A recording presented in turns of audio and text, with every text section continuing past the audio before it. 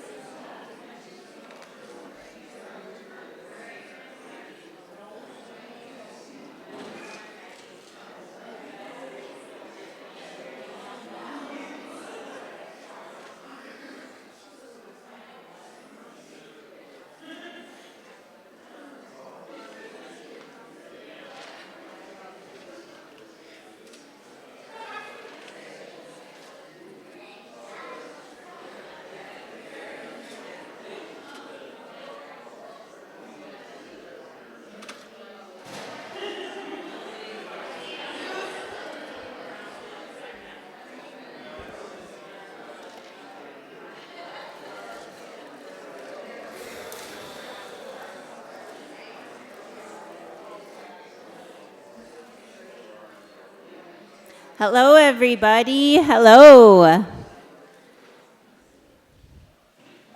Good morning. Good morning. If you couldn't tell, I am a morning person. I've already had my coffee. Thank you all for joining us today for the 2026 High Road Graduation Showcase. Woo!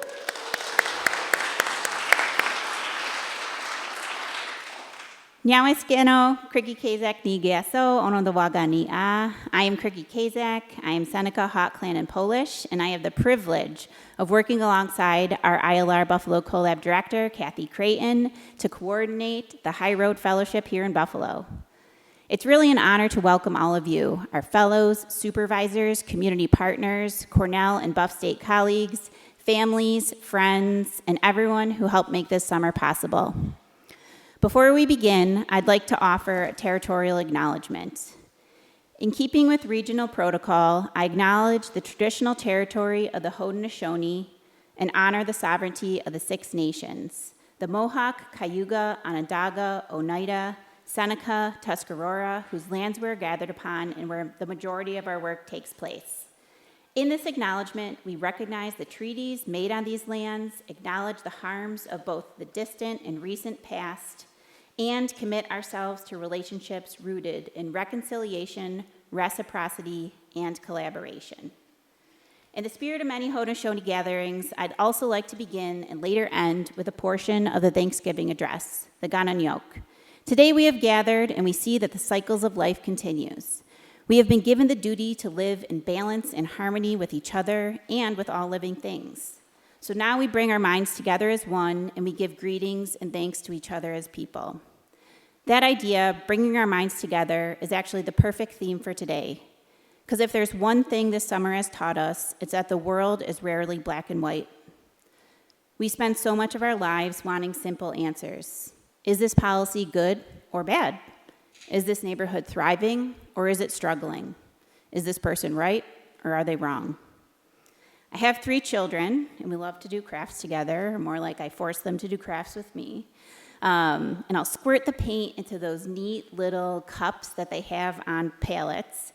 And I'll open the 5 different Play-Doh colors, and I've really learned over this last 6 years to kind of just walk away because I feel my stress level rising as inevitably within 5 minutes, all of the colors are mixed together, every single time. So over the years, I've asked them about it, regularly, and I asked my 4-year-old again the other day, pleadingly, why? Why don't you just keep them separate? And his simple answer hit me like a slap in the face, which I probably needed because, who should stress out about Play-Doh? He said, quite simply, if we keep them separate, they're little. But if we mix them all together, it's like we have more, and we can make something big and awesome. If you think I made up this cutesy little story, I promise you I brought my receipts today. Perhaps you, like me, lean more towards really wanting that Play-Doh to stay green or purple or yellow. We like certainty, categories, multiple choice options. But the high road is mostly essay questions, and essays are messy. Or at least back in the day when I wrote them, an erasable pen they were, maybe less so when you write them by ChatGPT. Nonetheless, the work you all did this summer reminds us that almost nothing worth caring about fits neatly into 2 categories. Community work lives in the gray. High Road has never been about finding easy answers. It's been about learning to ask better questions. What exactly is the High Road?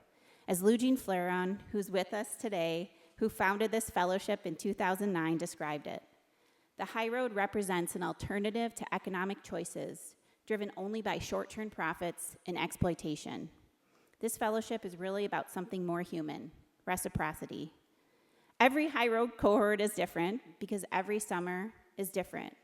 Every summer, the world is different, and it asks different questions. This year's fellows entered organizations working on housing, labor, immigration, health, democracy. At first glance, these can seem like separate issues. But somewhere around week 3, probably right around the time when all of their AC finally got to working, when they started to really question what makes a margarita pizza, and they realized the bus lines sometimes play a little hard to get. Sometime around then, they realized everything is connected. Housing affects health, transportation affects employment, education affects democracy. Nothing exists in isolation. And suddenly the answer stopped being either or, and instead it became both and. Data and stories, urgency and patience, listening and leading, humility and confidence. That's harder. It's also better, and that's the high road. Because communities like all of us are wonderfully, frustratingly complex.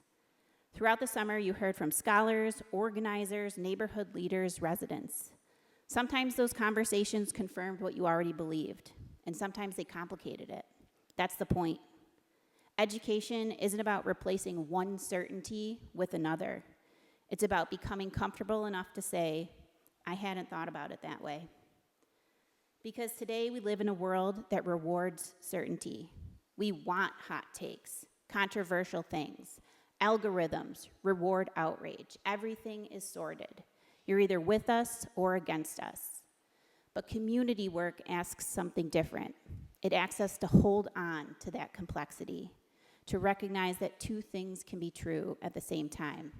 A city can be resilient and struggling. Institutions can do tremendous good, sometimes some harm. People can make mistakes and still deserve dignity. Progress can exist alongside frustration. And the high road isn't about pretending difficult issues are simple. That's not what we're saying, or that they're quickly solvable. It's about refusing to let complexity become an excuse for inaction. Once you know better, you can do better. You don't have to have every answer before you begin. You simply have to keep showing up. This is what our partners and our supervisors do every single day. And this is what I watched this cohort do. You showed up. You asked thoughtful questions. You listened more than you spoke. Some of you probably could have spoken a little bit more, but I respect what 10% looks like for you. You reflected. You wrestled with uncertainty instead of running from it. That takes courage. This fellowship wouldn't be possible without our incredible partners. To our colleagues at Cornell ILR and across the university, thank you for your support. To Andrea and the whole PPG team, to our community partners throughout Buffalo, Western New York, thank you for opening your organizations, meetings, neighborhoods, and lives, for trusting our fellows with meaningful work, and for reminding us all that expertise doesn't only live inside universities. To our supervisors, I see many of you out there, thank you for enduring the multitude of emails from myself and probably from our fellows and answering what I can only imagine were about 2,000 questions in an 8-week period. Some profound questions, some logical, some astonishingly creative.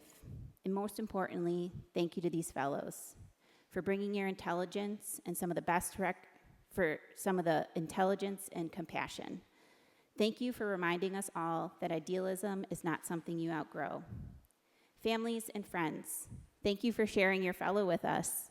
While I might not yet know what it feels like to send my child or loved one to an unfamiliar city with people I've never met, I promise you Kathy and I and our village in Buffalo did our very best to support these young folks as if they were our own. I definitely made sure they had vegetables every time I could. Fellows, today you join a growing community of over 380 High Road alumni who have chosen careers in public service, organizing, research, labor, education, law, medicine, you name it. But here's what connects all of us. You now know that meaningful change comes from being willing to consider things from the gray. As you leave Buffalo, or for some of you stay, you'll carry some new knowledge and new questions. Questions are not evidence that you failed to learn. They're evidence you've learned enough to understand how much there is to know. Whether you create change from inside institutions or outside of them, or both, and on whatever career path you decide, I hope you'll remember what this summer taught you. Communities are stronger than headlines, and progress belongs to people who are willing to put in the work. That in the future, when you find yourself in a new place, surrounded by people you might not know, you remember that you once felt that way about Buffalo and about some of the people in this room. And that it takes a little bit of effort, sometimes 10% at a time, sometimes more, to do the things you never thought you could do. And perhaps most importantly, that life itself is rarely black and white. that most meaningful work, the high road, is almost always, not always, but almost always found in the gray. Not because the gray is comfortable, but because it's where empathy lives, where dialogue happens, and where communities and the high road are built. And then maybe we can figure out a way to make something big and awesome together. I now invite our Arts Opener Committee rep to talk a little bit about what we have for you all today. Thank you.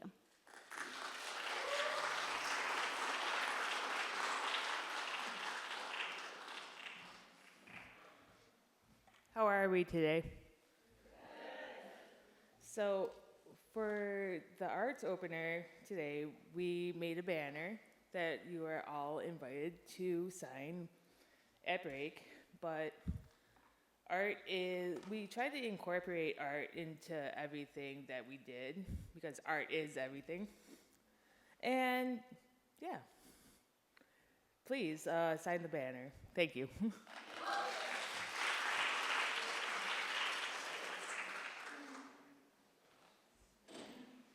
And with that, we would like to invite Strummer Dunn to share our first High Road presentation.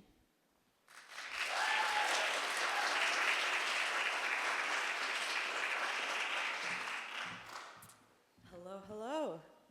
So my name is Strummer Dunn. I'm going to find a place to put my speaker notes. And this summer, I had the privilege of working with Workers United, upstate New York, and Vermont.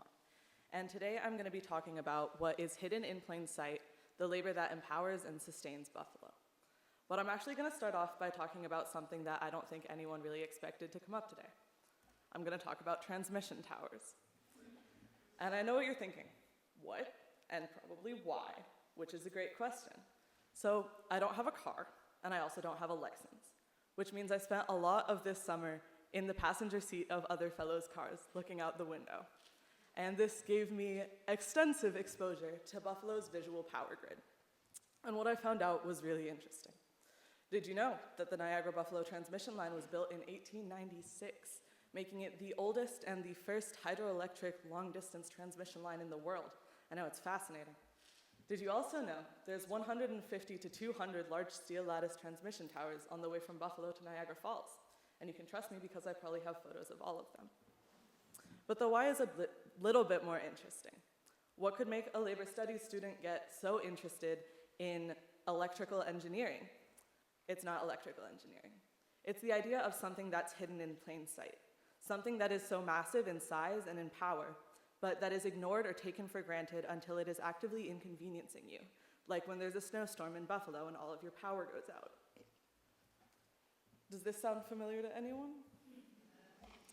Maybe it's just by virtue of my placement, but I couldn't stop seeing the issues of hidden in plain sight as it has to do with transmission towers and the practice issues of power and visibility of workers in Buffalo. Workers in Buffalo, particularly those in food service, nonprofits, and the hospitality industry, which are all industries that my union, Workers United, organizes in, make up a huge part of the city's appeal. One of the great nicknames of Buffalo is the city of good neighbors, and it's a city that really prides itself on service. This doesn't always translate, however, to properly supporting service workers, properly compensating service workers. The labor that sustains Buffalo frequently goes unappreciated and unrecognized. There's a lack of voice, there's a lack of appreciation, and again, there's a lack of compensation. But what is to be done? This sucks, but how can organizing help? How can you help? So stay with me. Remember those 150 to 200 large steel lattice transmission towers directly spanning the 20-mile route from Buffalo to the Niagara Falls Lewiston region. Imagine they all gain consciousness and they all start running at you. Obviously that's terrifying, that's a horror movie, that's for another day. But genuinely, imagine it. Suddenly you're forced to recognize not only the size, not only the power, but the sheer amount of transmission towers you've never taken a second look at. There's also the mass inconvenience of having no power and no energy. You can't even call anyone for help, and you're being hunted by 200 transmission towers. This is essentially what organizing can do for labor. Not make workers run at you all at once, but provide the infrastructure in order to enhance visibility and provide both management and customers with proper ability to recognize, appreciate, and compensate those workers. It increases visibility, making the struggles of workers impossible for management to ignore. On the public-facing side, it forces us as consumers to recognize how much we benefit from others' labor. If you are massively inconvenienced by striking workers, it makes you come to terms with how much you take their labor for granted, how much it sustains you, and how frequently you interact with it. Finally, it uses the existing latent power of workers to form power lines. Their people power, their labor power, and their importance to the city of Buffalo is filtered through an infrastructure through which workers' voices are not silenced without accountability. They're organized. So I don't want your takeaway from this presentation to be that workers are transmission towers. They're not. They're people. They're your neighbors. They work at Lexington Co-op, at AKG, and at Spot, places you visit probably at least once a day if you're me and have a coffee down there. But noticing what is hidden in plain sight exposes some commonalities between the two. This presentation came from a new and kind of unexplainable interest I found at my time in Buffalo, transmission towers, which really nobody cares about as much as I do. But I know that from incessantly bugging my friends and family, that once you start to notice them, you cannot unsee them.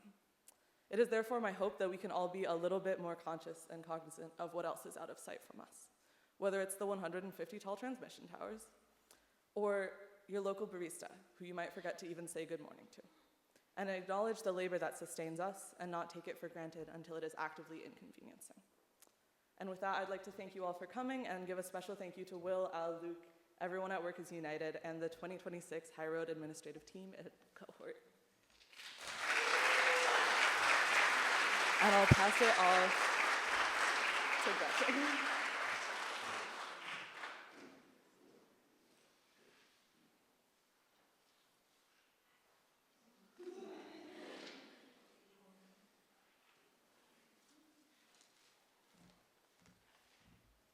Hello again.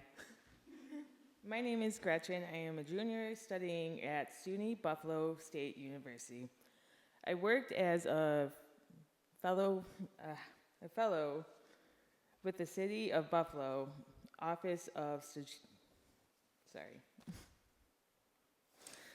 Strategic Planning under Mayor Sean Ryan. I focused on vacant lots and illegal dumping. Every city has two tales, one written in ink that is long dried, and another still being forged by memories, hope, and the hands that refuse to let her embers be mistaken for ash. This is the latter. There is a particular hour, just past 2, after a first snowfall, where the winter writes its first verse in white. She answers in stillness. I keep finding my way back to that dark hour, like one always finds their way back to the one they love the most. Perhaps that is why I love her most in winter. Not because she's beautiful beneath the snow, but because snow cannot conceal what has always made her beautiful. Her beauty was never lived in perfection, but in a place where grace refused to surrender to time. She does not ask to be remembered. She simply remains, knowing that those who truly loved her will find their way back home. She spent generations teaching the lake how to sing, the wind how to dance with the gals, and her children how to begin again, turning strangers into families, immigrants into neighbors, and houses into homes. She was born in soot beneath her fingernails and ambition stitched in her hem. She learned how to speak in Polish lullabies, Italian kitchens, Irish hymns, German breweries, black gospel choirs, and a steady rhythm of steel striking steel. But then there came a season when the furnaces went cold, and the whistles stopped calling her children home. She learned that abandonment leaves a different kind of silence than snow. There were years when those entrusted in her future mistook for power for stewardship. She arrived bearing promises. They arrived bearing promises, spoke of renewal as though it were love, and asked her to trust with them once more. They branded red scars across her skin and called them boundaries. They dressed ambition as affection, and named betrayal as progress. She spent the next half century teaching her children how to live within those wounds that they did not create. Some wounds never learned to close. They lingered and festered in schools divided by streets no child ever drew, in neighborhoods still waiting for investment that they were promised, in houses left standing just long enough to be forgotten, and in vacant lots where memories outnumbered milkweed. Time did not re-knit every scar. Some scars simply weathered. Others remained, carried quietly from generations to the next like family heirlooms no one has ever asked for. But every morning she chooses hope with full acknowledgement of what hope has cost her. Yet somewhere beneath the cracked sidewalks and vacant porches, her heart never forgot its own rhythm. Hope was never something she stumbled upon. It was something she cultivated. She lives it every spring with the daffodil bloom in Delaware Park, with every neighbor who reached for another's shovel before their own, and within every stranger who greets each other as they pass by with a "Go Bills." Perhaps that's why heartbreak has never frightened her. She had buried too much to mistake disappointment for defeat. Only Buffalo could endure 4 impossible Sundays, watch another generation's January dreams slip quietly into winter, but still greet September as though faith has never betrayed her. She taught people a particular kind of faith, the kind that survives empty factories, broken promises, another season's low hymn of heartbreak, and winters that seemed determined to outlast the sun. The kind of hope that wakes up each morning believing that tomorrow is still worthy of love. She still plants gardens in vacant places, still gathers beneath church bells on Sunday mornings, still fills neighborhood festivals with languages of her ancestors carried across oceans. They called her forgotten. She answered with murals. They called her dying. They answered with music. They called her a city of yesterday. She looked down upon empty foundations where front porches once stood and still answered with children playing in the parks their grandparents once feared forgotten. Even her vacant lots remember. Beneath every patch of wild flowers lie a foundation of a family, a smell of Sunday night supper, a first kiss through a screen door, the creaking of a swing on grandmother's porch, the clattering footsteps as a child races home before the street lights came on. Perhaps that's why I will always find my way back to her. Not because she escaped history, but because history never convinced her that she was finished. There is yet another hour, just before sunset, on the hottest day of July, when the last of light kindles across her weather brick and anoints the ties of Lake Erie. For a fleeting moment, every scar she harbors glistens in the crown of living light. In that hour, I hope the rest of the world finally holds her as I do. Thank you.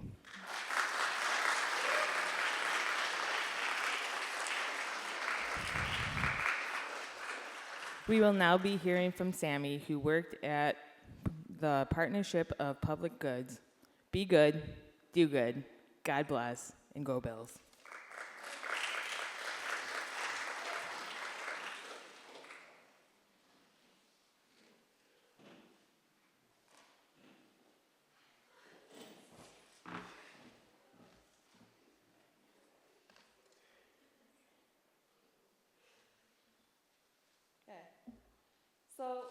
tea in Buffalo.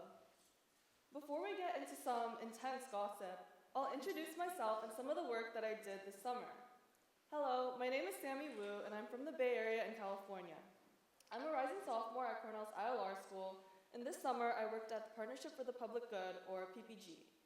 PPG is a community-based think tank that works with over 390 community partners to build a better Buffalo-Niagara region through action-oriented research, policy development, and civic engagement.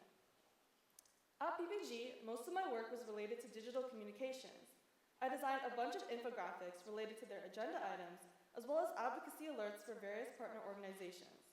I also made recap posts for events and quick trainings. I got to help with The Public Good, which is PPG's podcast. I designed a few thumbnails, Instagram posts, and created shorts for the episodes. And yesterday, I was able to co-host an episode with my supervisor, Deja, so stay tuned for it at PPG Buffalo on YouTube. Finally, I did research to update some outdated Buffalo briefs, which are data snapshots that cover a variety of Buffalo-relevant topics. Now, the reason why I'm using the acronym T is because of a lovely member of the PPG staff, Keelan. Keelan is also a DJ, and he's been hosting tea service for the past year or so, which are DJ sets with different themes like frosty and cunty. The word tea is a great link to reflect on this program, and I never got to go to any of Keelan's events, mostly since I'm not 21 yet. So I thought I'd take inspiration from him to host my own tea service of sorts. With social media, the more you interact with certain content, the more of it your algorithm shows you. Before long, your feed starts to feel like an accurate picture of the world, when really it's more of just a reflection of what you've already paid attention to. We do the same thing in real life, naturally surrounding ourselves with familiar perspectives and assumptions, often without realizing it. This summer challenged me to train my feed differently. Every organization I visited, every speaker we heard from, and every conversation we had added another perspective that I probably wouldn't have encountered on my own. Instead of reinforcing what I already thought I knew, this experience expanded what I was paying attention to. One of the most valuable things Buffalo gave me was a broader lens through which to see communities and the issues they face. Once my perspective started to broaden, I also saw how easy it is to live in an echo chamber. Not necessarily because we intentionally avoid other viewpoints, but because we're often surrounded by people who think similarly or approach problems from the same angle. For example, within ILR, there's a bit of an echo chamber around careers, where students think there are essentially only two quote-unquote real options, law or finance, when in reality, there are so many more options, hence the ILR slogan, one major, endless possibilities. One thing I appreciated about High Road was that there wasn't just one Buffalo story presented. Every organization approaches similar issues from a different perspective, whether that was housing, food systems, labor, or economic development. I appreciated how each perspective added another piece to a much bigger picture. And it went far beyond organizations. Most of my favorite conversations happened with the other fellows. We rarely walked away with the same interpretation of an experience or panel, or agreed on the best approach to a problem, which enriched the experience. The most valuable conversations were the ones where fellows disagreed, or pointed out angles I hadn't considered before. Those conversations pushed me to articulate my own thinking, reconsider my assumptions, and see nuances I might have otherwise missed. The thing about an algorithm is that it doesn't actually tell you what to think. It shapes what you notice. It decides which stories keep showing up, which voices are amplified, and just as importantly, what fades into the background. That's definitely the biggest way this fellowship has changed me. I'm not leaving Buffalo thinking I have all the answers, or even a completely different worldview. However, I think I am leaving paying attention to different things. I notice the systems behind the issues, instead of just the issues themselves. I notice the organizations and the people doing the slow, often invisible work that rarely makes headlines. And I notice how much knowledge exists within communities themselves. I hope you all remember that we all have an algorithm, whether it's online or in our everyday lives. Keep training that algorithm. Seek out perspectives that challenge you. Pay attention to voices you might otherwise miss, and let curiosity shape what you notice. So many people have made this summer an unforgettable experience, so I'd like to take a moment to thank a few key individuals. First, I'd like to thank Deja, my supervisor, for guiding me so thoughtfully throughout this entire fellowship.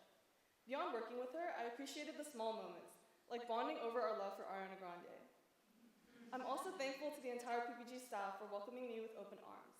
Of course, a big thanks to Cricky and Kathy providing me with this experience, And thank you to all of the other High Road Fellows for being such great people to work with. I definitely feel like I'm walking away from Buffalo with 20 genuine connections. Thank you so much for listening.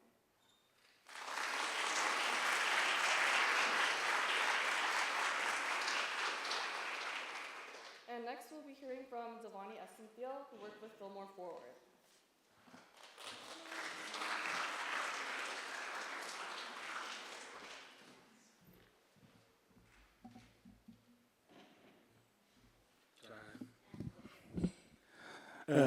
All right. So, hello everyone. My name is Devani Essenfield. I work with Fillmore Forward this summer, and basically that's an organization that plans to help revitalize the Fillmore corridor by evaluating vacant lots and rundown storefronts and helping them apply for grants so that they can improve their facilities. And with that, I thought one of our biggest partners was Broadway Fillmore Neighborhood Corporation, which is a group that actually does the building.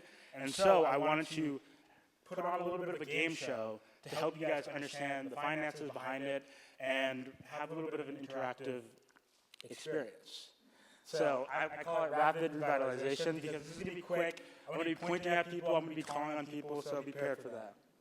So first, we're going to try to figure out if the group actually developed that house, if they saw it was worth to invest in, and then we're going to estimate how much was actually invested into the property.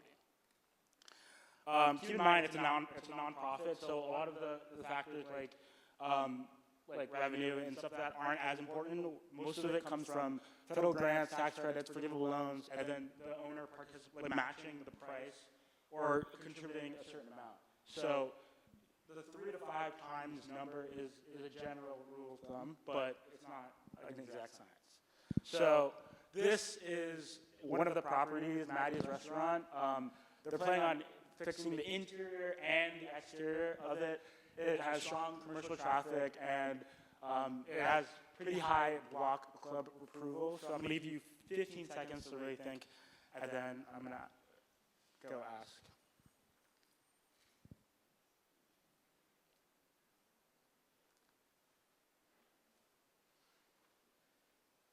All right, so I got to keep it quick. So raise your hand if you think they invested. All right. How much do you think they invested? Yeah. 20K. Okay, 20K. Yeah, that's pretty not accurate actually. It was actually $325,000 with $250,000 worth of grants. So the value of the house in a lot of these areas isn't that high, but the amount you need to invest into it is actually a lot higher, which is why it's somewhat of a deterrent for some more profitable developers. So this is another one, Frank's Express. It's in a nice area, but there's a lot of auto shops in Buffalo, and especially on this corridor. So not as much block club approval. So I'll give you another 15 seconds or so to decide.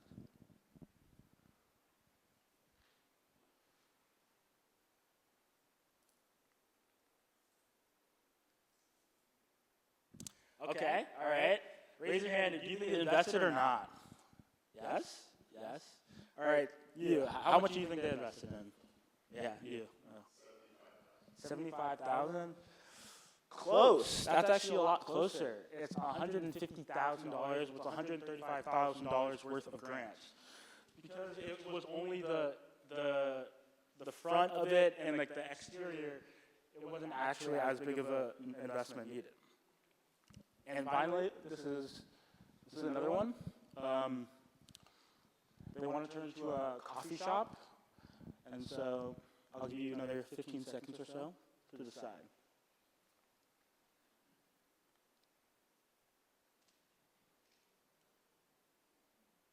All right, you guys think they invested? I can see you want to answer. So, yeah, 400 grand.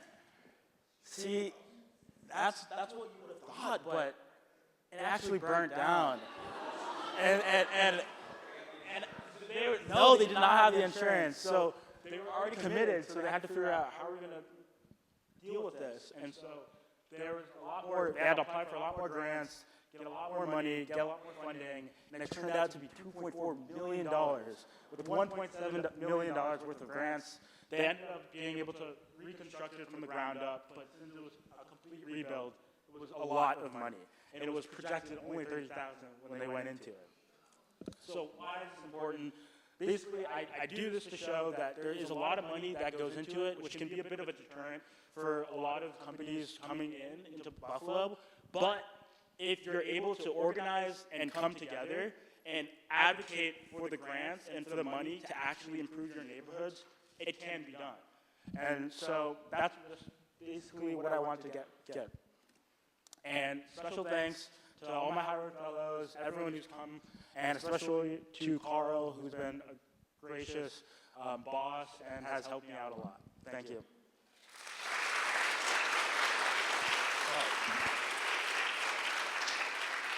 Also, Elle Youngquest is up next, so yeah, give her a round of applause.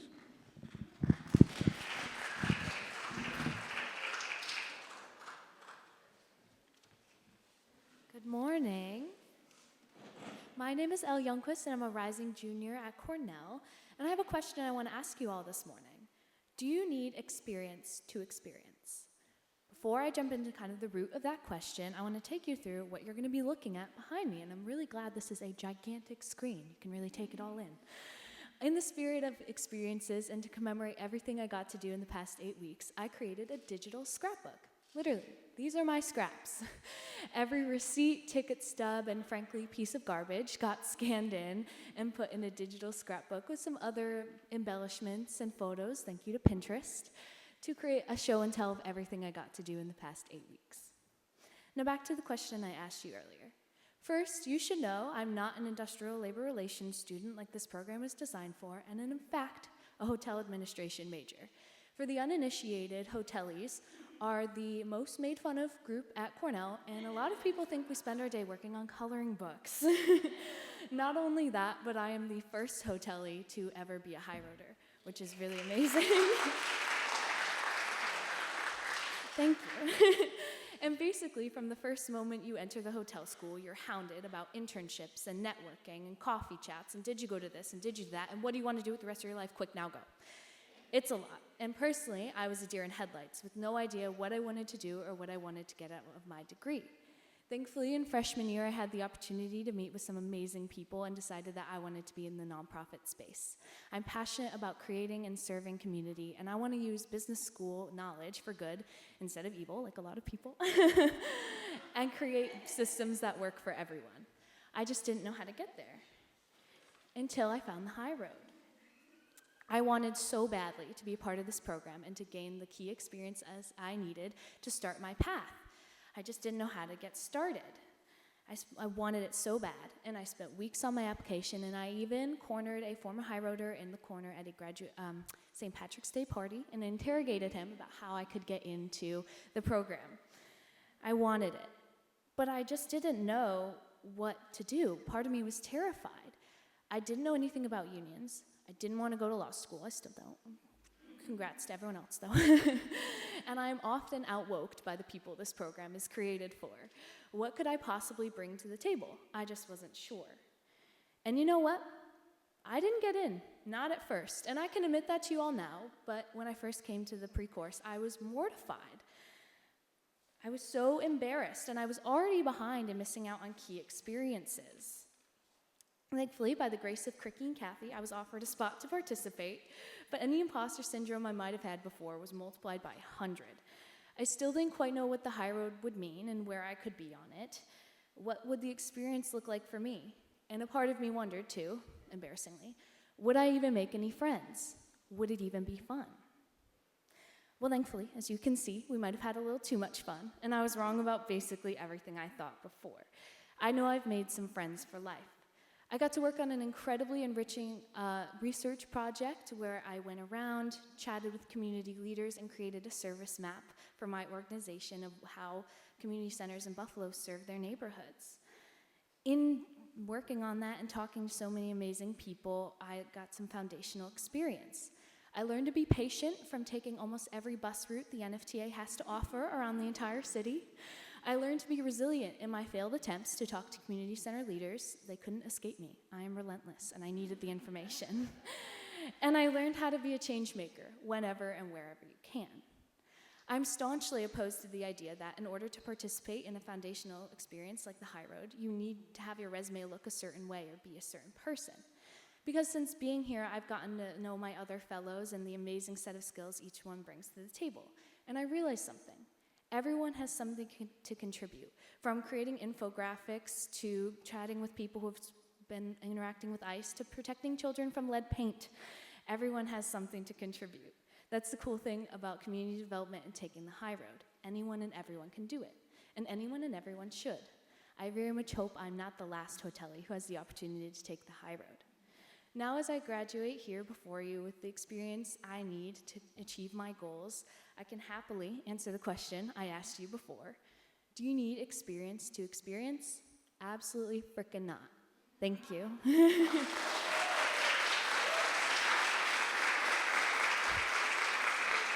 I'm pleased to present Yasmin Arabadi, who worked with Leadership Buffalo this summer.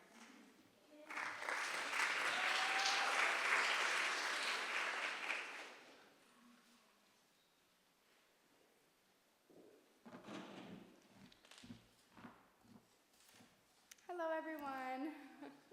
My name is Yasmin Arabadi. This summer, I had the privilege of working with Leadership Buffalo.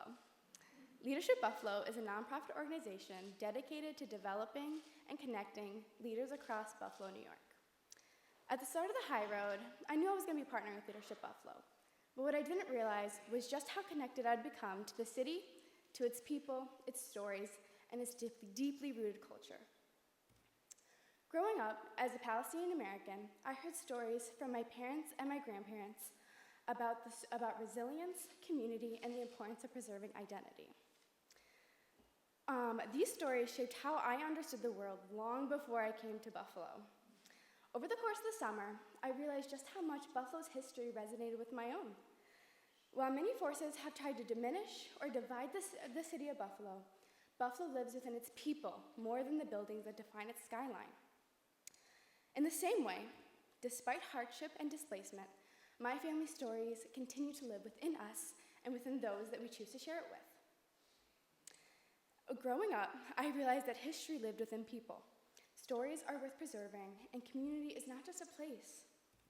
It's the memories carried across generations. These pictures show exactly that. This is my niece and my nephew. Shout out to my brother-in-law and my sister who couldn't be here today, who are carrying on our traditions that have been passed down from generation to generation.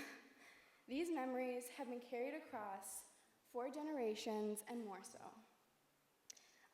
Growing up, belonging to us meant relationships, family, and tradition. But in Buffalo, belonging looked like neighbors showing up for one another, organizations investing in their communities, and partnerships built on shared responsibility. What I witnessed in Buffalo were communities full of rich history, organizations committed to preserving local stories, and residents working together to strengthen the place that they call home. Although you can't mention Buffalo without its beautiful historical infrastructure, the true making of Buffalo are the people who continue to put in the effort and show up every day for their community. Belonging isn't something we inherit, it's something that we build together. Sustainable change happens when communities work together. Growing up, I knew that every community has these stories that are worth being heard. But Leadership Buffalo has taught me that effective leadership starts by listening before acting. I have met so many amazing people here in Buffalo, professionals, organizers, and High Road fellows. Their efforts in community service, shared responsibility, hope, and belonging have truly inspired me throughout the program. I came to Buffalo with a perspective shaped by my family history and my Palestinian American identity. But rather than my values being changed, this fellowship has strengthened them and gave me a place to resonate with my own inner workings. I wanted to say thank you to my family as well, and thank you to the High Road. Without all the amazing work that Leadership Buffalo has done and our administrators have put into it, we wouldn't all be standing here today. So thank you so much to all the amazing people who have made it happen today, and thank you for listening.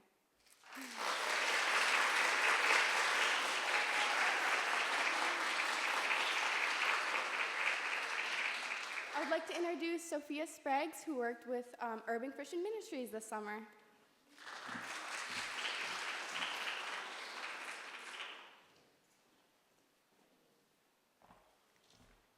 Hi everyone, I'm Sophia. I worked with Urban Christian Ministries this summer. I'm from Vancouver, Canada, and I made a video to show how I felt about the summer. Look at me. Listen. People are all we've got. People are all we've got. I'm vlogging. What's up, vlog? Say hi to the vlog. Oh, go send this to Cookie too. Guys, wave. That first clip is a scene from the TV show Fleabag. The main character is told, "People are all we've got," after complaining about the people around her. She just came from an award show and was debriefing about the discomfort of putting herself out there. She didn't like the feeling of being in a room full of people she didn't know. And that awkwardness is a little bit how it felt coming into the High Roads pre-course. It was a room full of random people who weren't so random. We were going to spend the summer together in Buffalo. So, since you're all people in a room, I'll give you 15 seconds to introduce yourself to those around you. Here you go.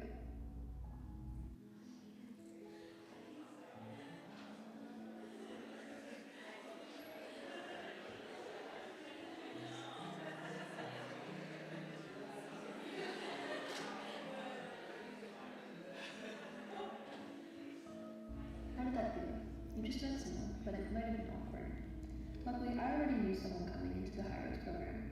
Lindsay and I have been friends since school started. We watched Fleabag together this summer. We saw that scene, and it felt like what I had been observing in my real life reflected onto the TV, like someone had finally said the thesis statement. Hi, I am Sophia, and I interned at Urban Christian Ministries. I'd say the biggest takeaway from my job is the transformative power of relationships. Urban Christian Ministries focuses on the youth program. Youth can come in after school and during the summer to learn skills, prepare for jobs, and practice personal growth. In my interviews with the youth in the program, I learned that they all benefited the most from having someone to rely on. Having someone in their life who saw their potential and fostered that connection gave them a sense of confidence. When they felt confident in themselves, they became hopeful about others, creating a ripple effect. When someone feels cared for, they begin to understand the power they have to care for others. These insights from the youth at Urban Christian Ministries carried into my personal life. Well, life at Stack. I began to think about my own social responsibility. What does it mean to act like all 20 of us fellows are all we've got for the summer? I came up with a few steps that you might be able to take back home too. Number 1, experience art with others. Our room would host TV nights and they became weekly rituals. In our busy lives, making time for others feels countercultural. How dare we hang out on the couch instead of browsing for jobs or watching ads on our phones? Realigning our time to be slow and mutual rather than one convenient prioritizes the relationship, and it's much more rewarding. We can reflect with each other after finishing a show like Fleabag or even Harry Potter. It's good to set aside time to experience art together. The youth at Urban Christian Ministries also use creativity as an outlet. They enjoy using it to connect with others. Number 2, casually invite others. This was a text message we sent to the group chat last night. Who else that proved they are the strongest in the cohort? It's because we needed the jar opened for our pasta. But a quick favor turned into an arm wrestling match, then a 3-hour conversation about relationships, politics, and even The Sopranos. Casually inviting others to tag along is where our little moments for connection spread. We were lucky to have shared kitchens and staff because we were all incentivized to cook together. Simple moments turn into conversation, which turn into connections. You should ask people to open your jar more often. Number 3, use the word love more loosely. My final takeaway from this summer is to use the word love more loosely. Although people think Canadians are friendly, Vancouver culture is a little hostile. I am actually amazed by how open and excited Americans are, especially upstate New Yorkers. How did I make friends with a DMV worker, or the guy from my dog? Well, people in Buffalo just love Beasley. I want to say I love them more. Not to devalue the idea of love, or to reserve it only for intense connections, but to broaden my horizon of what I can love. Remind myself that it's a waste not to love those around me, because we are all we've got.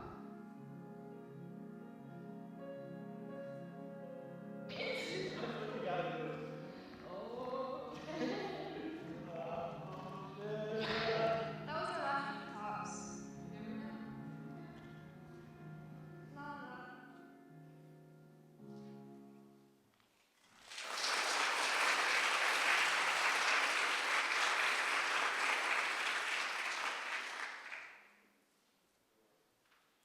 Next up is Sam, who worked at the Western New York Law Center.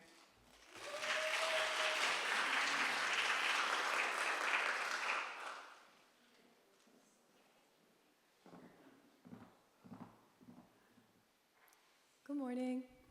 My name is Samantha Petrie, and I worked at the Western New York Law Center. And this summer, I focused on the Community Reinvestment Acts. So I'm going to start by saying what the CRA is. The CRA was created in 1977, and it was made first and foremost to address redlining. That was the ultimate goal of it, and it wanted to give back to communities. Oh, for those of you who don't know, redlining is banks used to not give people loans because of their race, and they got ostracized from resources, and now they have to give, we deserve to give them recompensation for that.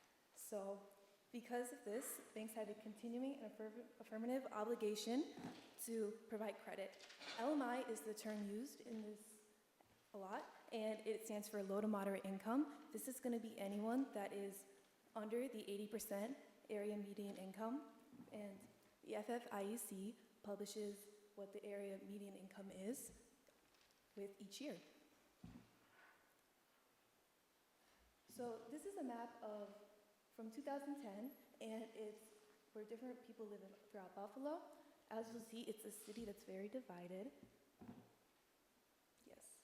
So, take a second and think about what you see when you go into different neighborhoods.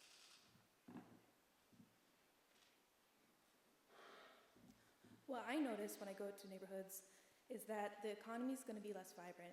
People aren't getting as much of the funding that they need to open up new stores and to, buy stuff, and, it's harder to shop around because they have to walk to get to the resources, and they're also poorly maintained. That's because people who don't have loans have so much more hoops they have to jump through to maintain their homes. If you want to put up a fresh coat of paint or do basic proper house maintenance, you have to go through a landlord, and it makes everything more difficult. So the CRA is a test, and each bank has to go through it. Their banks are required to publish their test scores on their website. There is going to be the lending test. That's worth 50% of the evaluation, so it's, the most, and it's how much they're actually lending. And then there's also going to be the investment test. This is more like grants and programs. And then also the service test. This is going to be, sir, if there's a bank in your community that you can walk to or access. Don't worry, it's not a test for any of you guys. And then when I first heard there was a test, I immediately wanted to know what would happen if you failed it. There's 4 scores you can get. There's outstanding, satisfactory, needs improvement, or substantial noncompliance. If you receive a score of needs improvements or satisfactory, you do fail the test.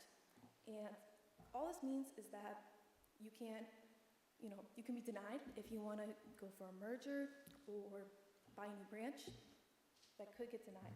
But what makes this act so powerful is that banks really care about publicity. So you, the people, have the power. Where you put your money matters, and that is what gives us power. So the main message I want you to take away from this is to pay attention to where you're putting your money, and to check the bank's website and see what kind of score they might have. These are the offices that are conducting examinations. So here in Buffalo, New York, M&T has 60% of the market share. They are the largest bank. Each CRA test should look at 10 banks. Buffalo area is the Buffalo Cheektowaga Metropolitan. This is a chart I made. That's all I want you to take away from it. I'm super proud of it.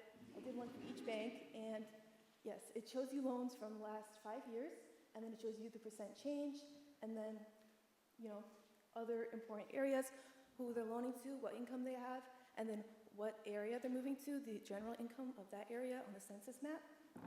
And yeah, it shows you, you know, their own growth. This is specifically MT because they take up 60% of the market, but a huge part of this is going to be comparing different ones. This one is for small business lending. The last one is for home loans, but for small business lending, this is also very important because you want to have stores you can walk to in your neighborhood. And this is M&Ts. I know it's a lot of numbers, but you know, that's how it goes. And yeah, you don't have to do the numbers part. That's really just for the advocates. The conclusion is that one thing I learned from my time here at iRoads is that LMI, it stands for low and moderate income. It's describing the effects of redlining and not the cause. This is systematic racism, and you know, it's not addressing that. It's kind of just throwing a bow on it and saying, this is what you are. So, you know, that really stuck with me when we went to our talks. And, you know, noticing and remembering what the cause of it is and what you're supporting is so important. Thank you all. Next up is Basil Bob with Justice for Migrant Families.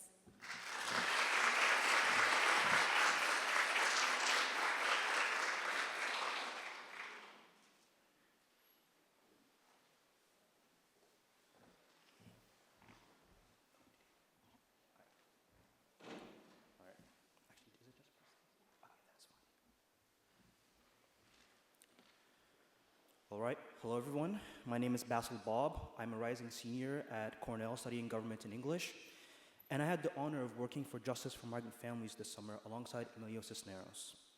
I want to start by telling everyone what I saw last week in that courthouse. Emilio and I heard the case of a man fleeing Ecuador due to gang violence. He had filed for asylum, stood in front of numerous judges, attempting to plead his case. In short, he did it the right way. Yet according to our laws, fleeing gang violence isn't a sufficient reason to be granted asylum. And with no fanfare, almost like it was routine, he was issued an order of deportation, and everyone in that courtroom just moved on, seemingly unaware that they just ruined this man's life. Contrary to what some of us might expect of our placement, Emilio and I never saw any of the harrowing incidents we hear in the news every day, of ICE raids, ICE breaking into people's homes, or anything of that sort. But what we saw was equally as horrifying: the banal, everyday evil of this immigration system, how it systematically denies people due process to the vulnerable in our society, and how little support people have in navigating this process. I remember asking everyone at JFMF on my first day, how can you stay on for so long witnessing stuff like this? How can you resist the urge to give up? While I continued doing this work, I came back to a Pink Floyd song, the one that opens their 1977 album, Animals. If you didn't care what happens to me, and I didn't care for you, we would zigzag our way through the boredom and pain, occasionally glancing up through the rain, wondering which of the buggers to blame, and watching for pigs on the wing. These lyrics return to me because they provide a key to understanding what to do with the misery and evil we see inflicted on our community. If you get anything from what I say today, it should be this: only through genuine curiosity and care for your fellow man, for the people next to you and around you, will we find a way out of whatever social and political calamity we find ourselves in. DHS and ICE feeds off of us being alienated and afraid of one another. They materially benefit when we shut ourselves off, refusing to see the full humanity of our neighbor and understand how truly we all are as people. It makes us more susceptible to betraying our neighbor, to volunteer information based on nothing else but the color of someone's skin or their accent. What I am saying isn't anything new. People like Hannah Arendt wrote in The Origins of Totalitarianism that, quote, terror can rule absolutely over men who are isolated against each other, and that therefore one of the primary concerns of all tyrannical governments is to bring this isolation about. And so the way to resist this tyrannical agency doesn't start in the ballot box or City Hall or Washington, D.C. It starts with being a good neighbor. It starts with getting to know the people who work at your favorite coffee shop, or getting the name of the front desk person of your favorite deli, or inviting your neighbor over for some coffee, or joining a knitting club, or getting the contact of someone you just met. These seemingly small connections, the associations we develop through genuine curiosity and care, in short, the community we form, are the very essence of democracy. It is the thing that makes values like liberty, equality, and solidarity something tangible. All the organizations we High Roaders worked for this summer couldn't be as effective without the community network binding everyone together. It is the relationship many of our placements cultivate with fellow Buffalonians, the time we traveled to different parts of our community, listening to their stories and concerns that allows us to do the work we do. We only achieve this high road vision of society by choosing to care for our neighbor, by having the courage to treat a community like a single body, to say that if one part of that body is afflicted, then everyone is afflicted too. This is where our true strength lies. This is where true democracy lies. This is how we avoid watching pigs on the wing. Thank you.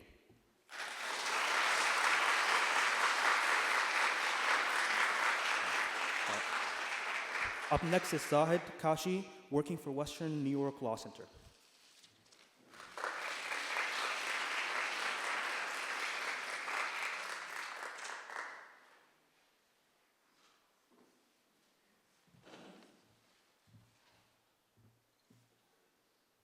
Hi, and good morning.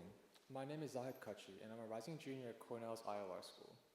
This summer, I worked at the Western New York Law Center on the Generational Wealth Project. I want to start by talking about what home means to me.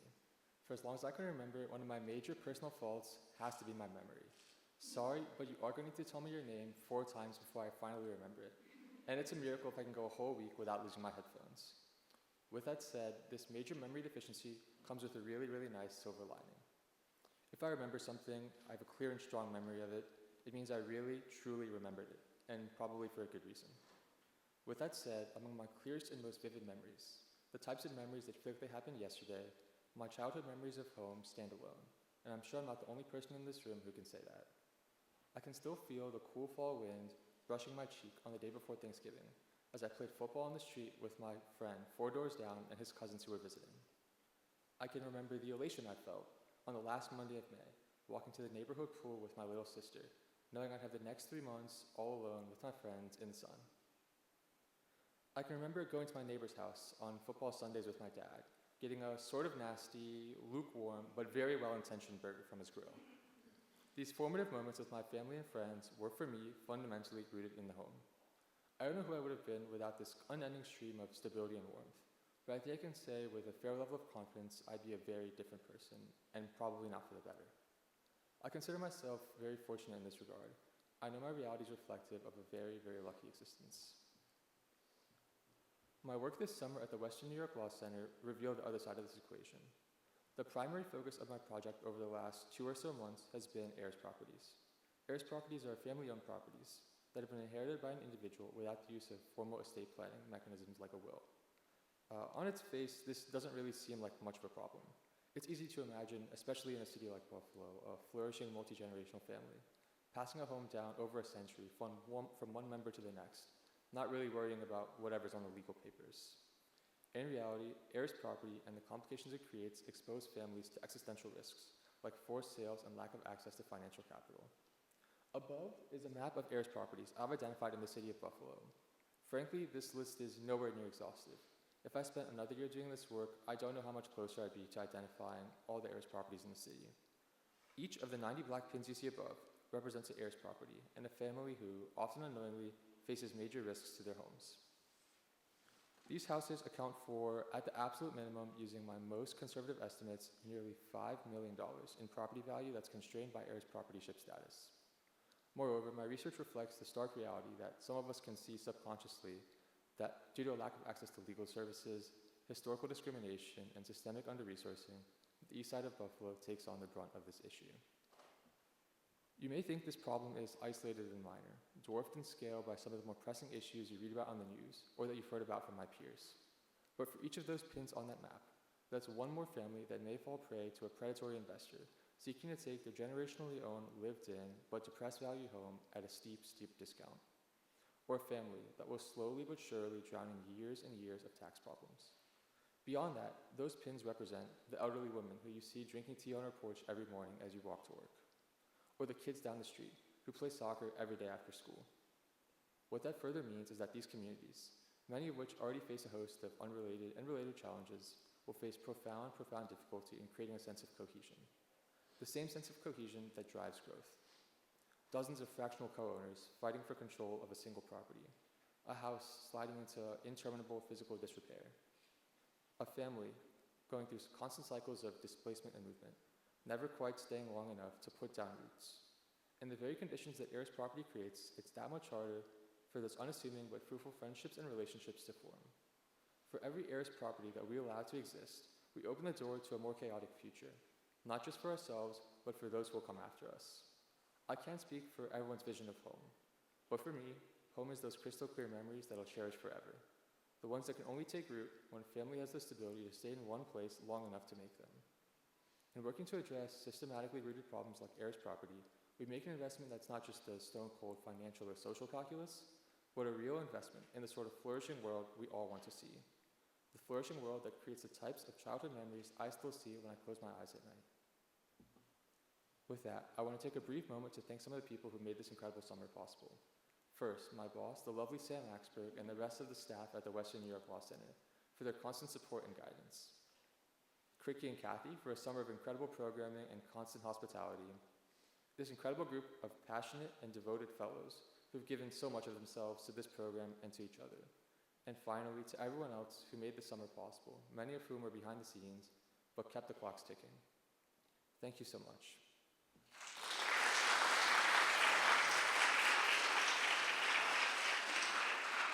Next, we'll hear from Sean Marcy, who worked at 1199 SEIU this summer.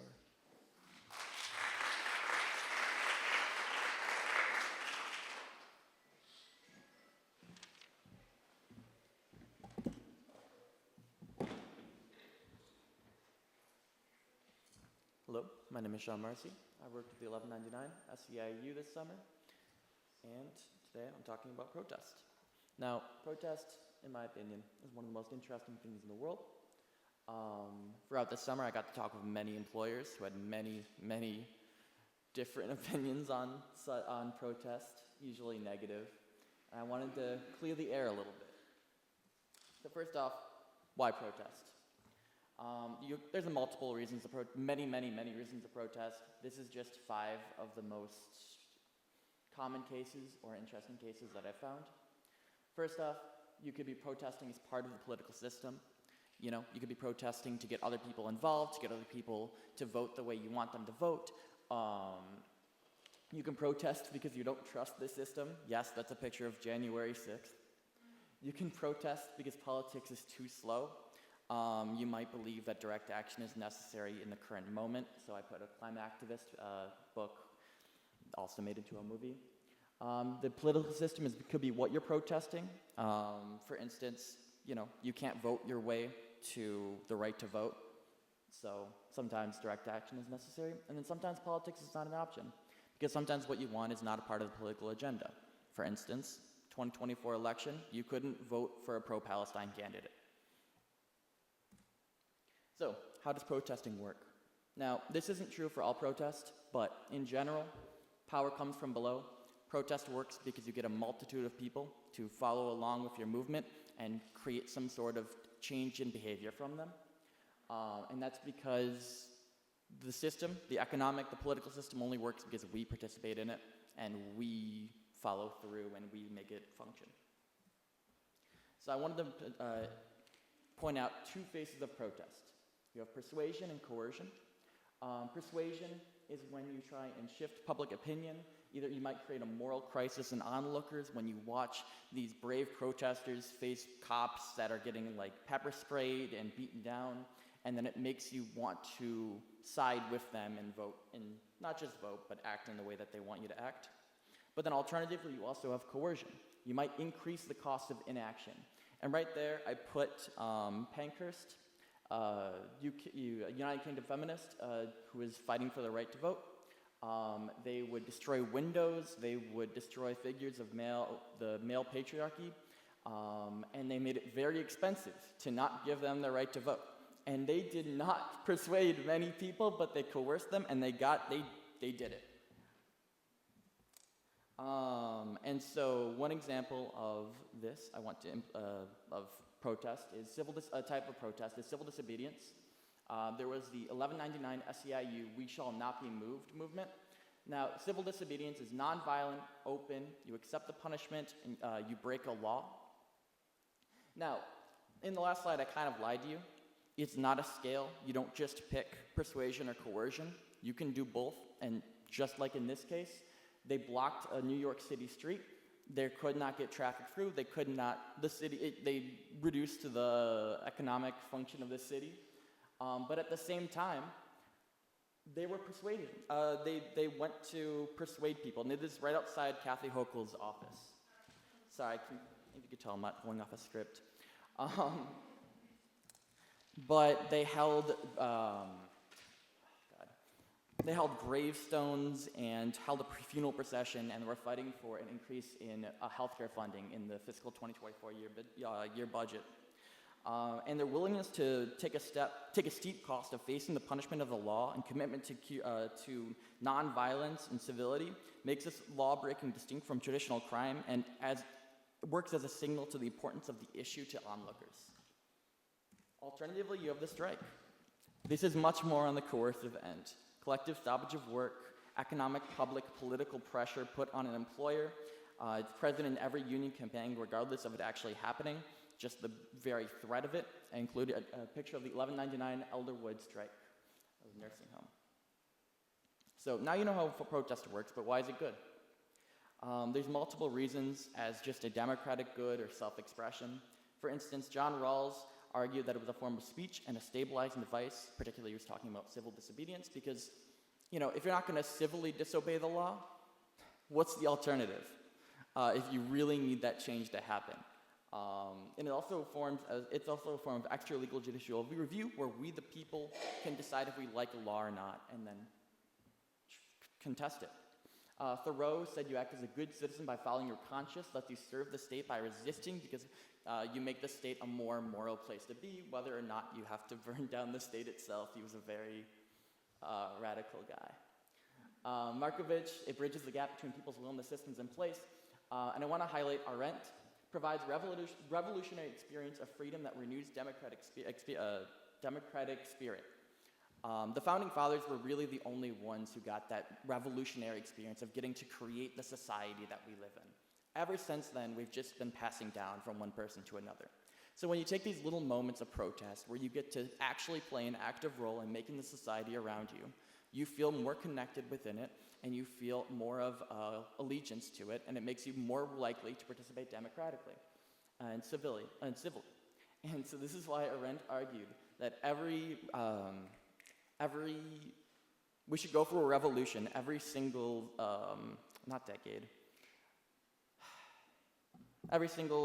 whatever. We should revolt a lot, for every generation, yes. And then I included MLK. This is actually not on civil disobedience, but on riots. It asserts dignity. It holds the power in your hands that some groups have lacked for decades. And while he wasn't pro-riot, he did sympathize and understand why they happen. So I wanted to finish off with this picture. This is PETA dumping manure in front of a workplace. And I think that a lot of the time protest gets very villainized. And they say, why are you doing this? What is this? Who is this helping? I just want to get to work, man. Now I have manure on my feet. But no, this is cool. This has a functionality. This is coercing change. This is promoting their. This is promoting their message. It's making a big fuss. It's making a big scene, and just let's show a little more respect for protest. Now I want to introduce. Oh, never mind. I'm not introducing anyone. It's a break.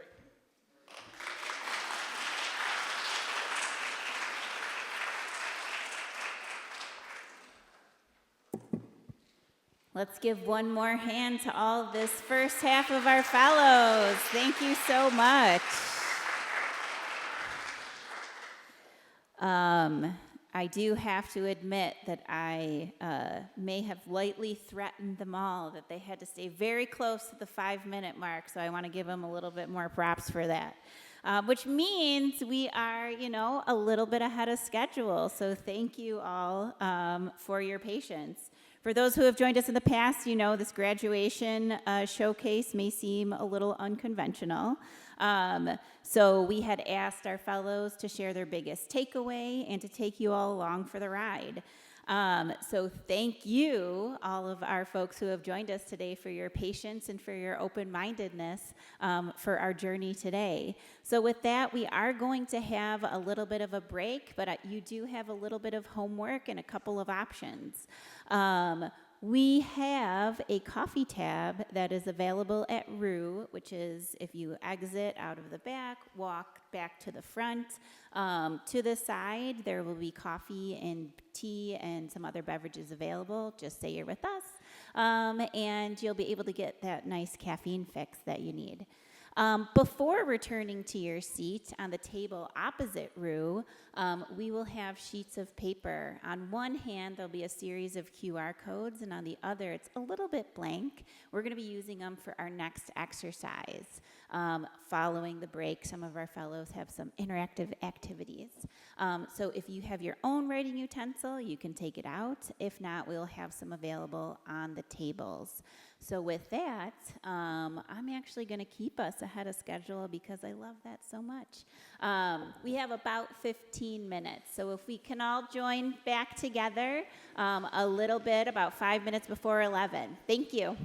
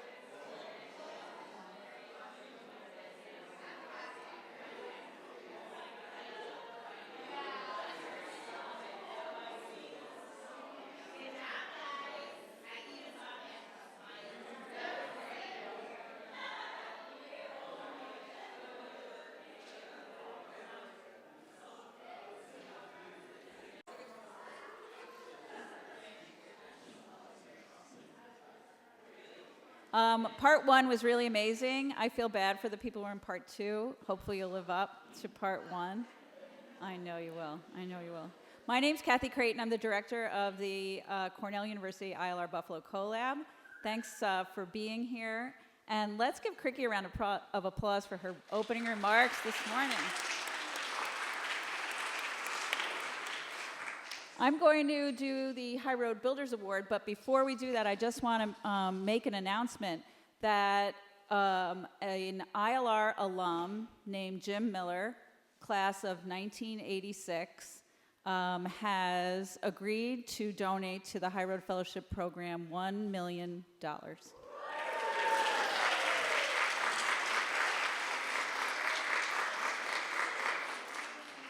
We're super excited about this because it will ensure the continued programming that's so essential for students and also for the Buffalo community. The work that you guys do is just critical for our not-for-profit community, and so we really are grateful to Jim Miller, and we're grateful to you, and we're grateful to all our community partners who take the students every year and nurture them and make them feel so warm and loved here in Buffalo. I'm going to introduce the High Road Builders Award. This is a tradition that we have here where we recognize individuals who've made significant contributions to the ILR High Road Fellowship Program. And we select awardees who inspire us through their civic engagement. This year, we're giving an award to a person who texted me this morning and said that he sprained his ankle very badly and he could not be here. And this year's, and this person is Josh Smith from Silo City. So let's give Josh a round of applause.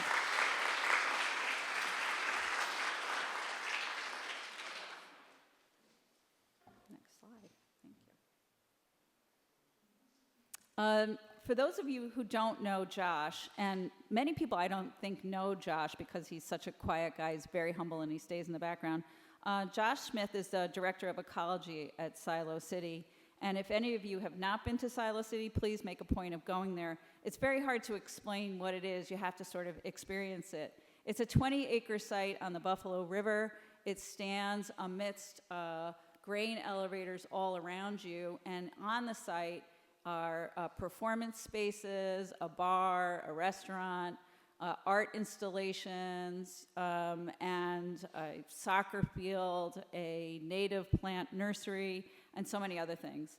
And the person who's really been almost the sole person who's put it all together, aside from Rick Smith, who finances all of it and is a big supporter, of course, is Josh Smith, who does the actual work.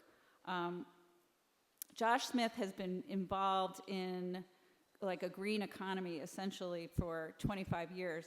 And before many people were writing New York Times articles about clean and green, Josh was cleaning and greening vacant lots all around Buffalo for the last 25 years.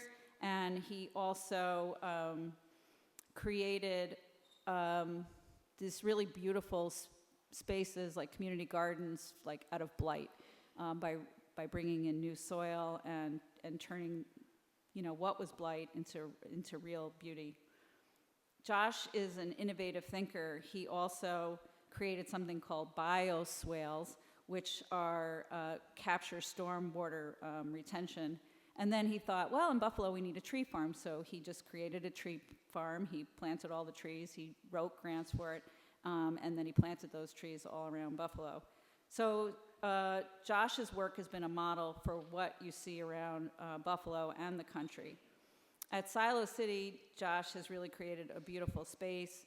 His art installations are super cool. And then his real kind of current passion is native plants that he's bringing back. And he built a nursery. He figured out how to irrigate that nursery. And then he's been growing thousands and thousands of plants each year that go around Buffalo and beautify spaces.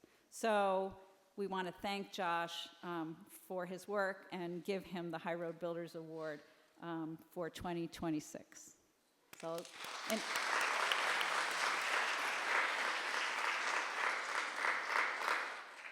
all right, and now we're going to, here's some photos of Silo City. It's such a beautiful space. Okay, Emil, let's hear from Emil, who worked at Justice for Migrant Families this summer.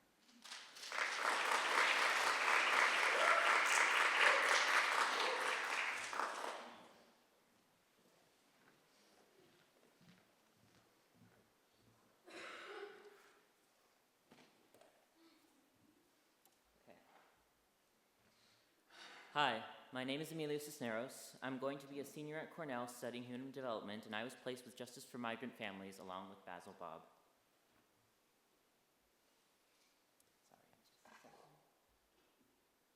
Okay, before we... Not sure what happened there, sorry.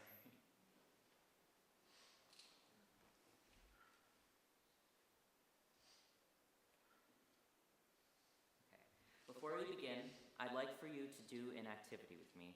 You should have a piece of paper that you grabbed and a pencil or a pen. I'd like you to try and record as much of the information on this slide as you can, whatever you're able to, and very quickly, because I'm going to change the slide in a second and quiz you on it.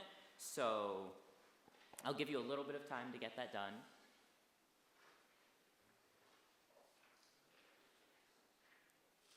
All right, sounds like everyone's ready, right? Okay, I'm changing it now. Now, what do you remember? Show of hands, how many of you could give me the first name that was on the list?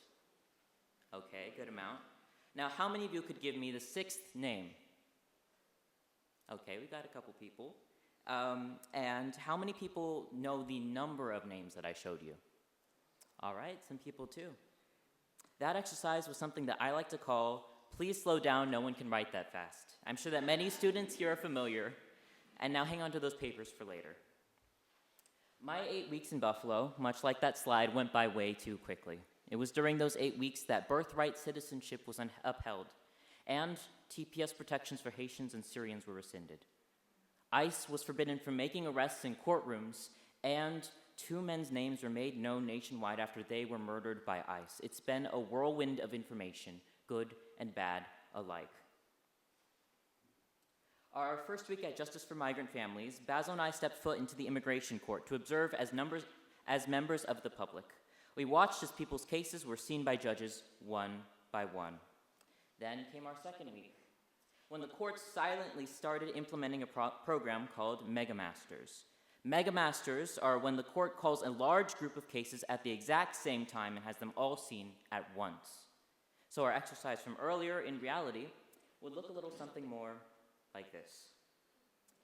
We've seen multiple Megamasters where 60 people were scheduled for the same 10 a.m. appointment at a court with a waiting room of 45 chairs.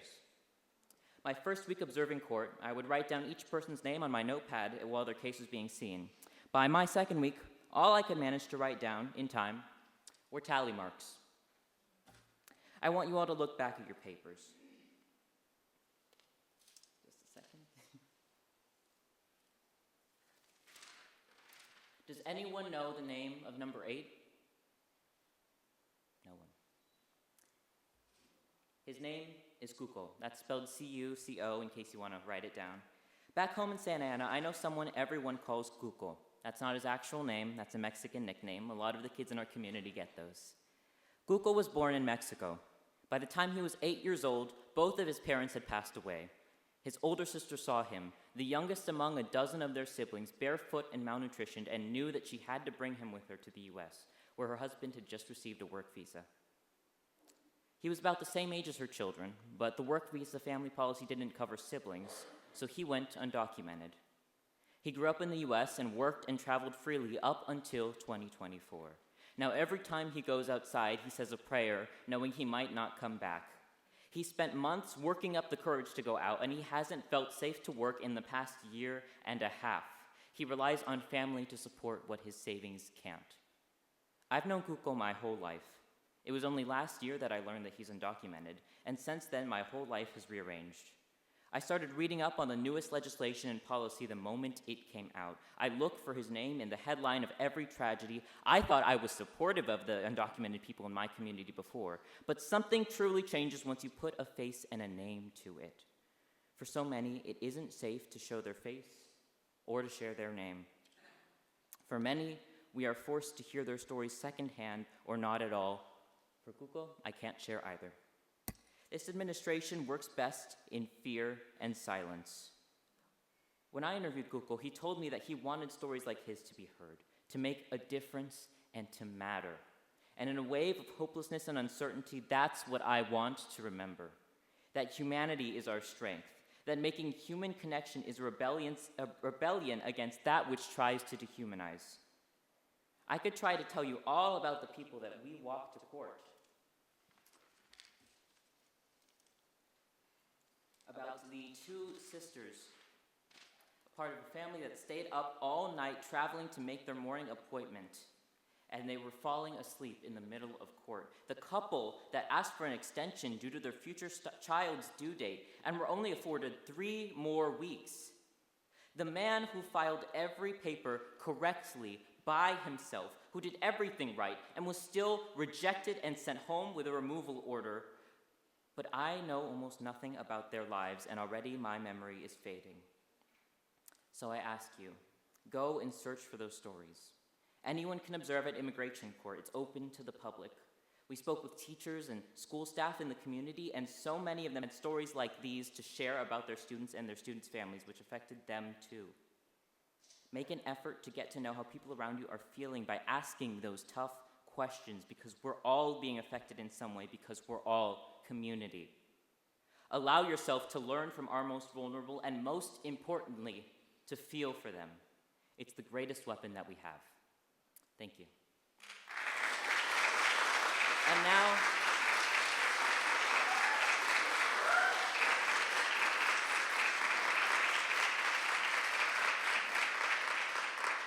And now, here's Jack Huber with 1199 SEIU.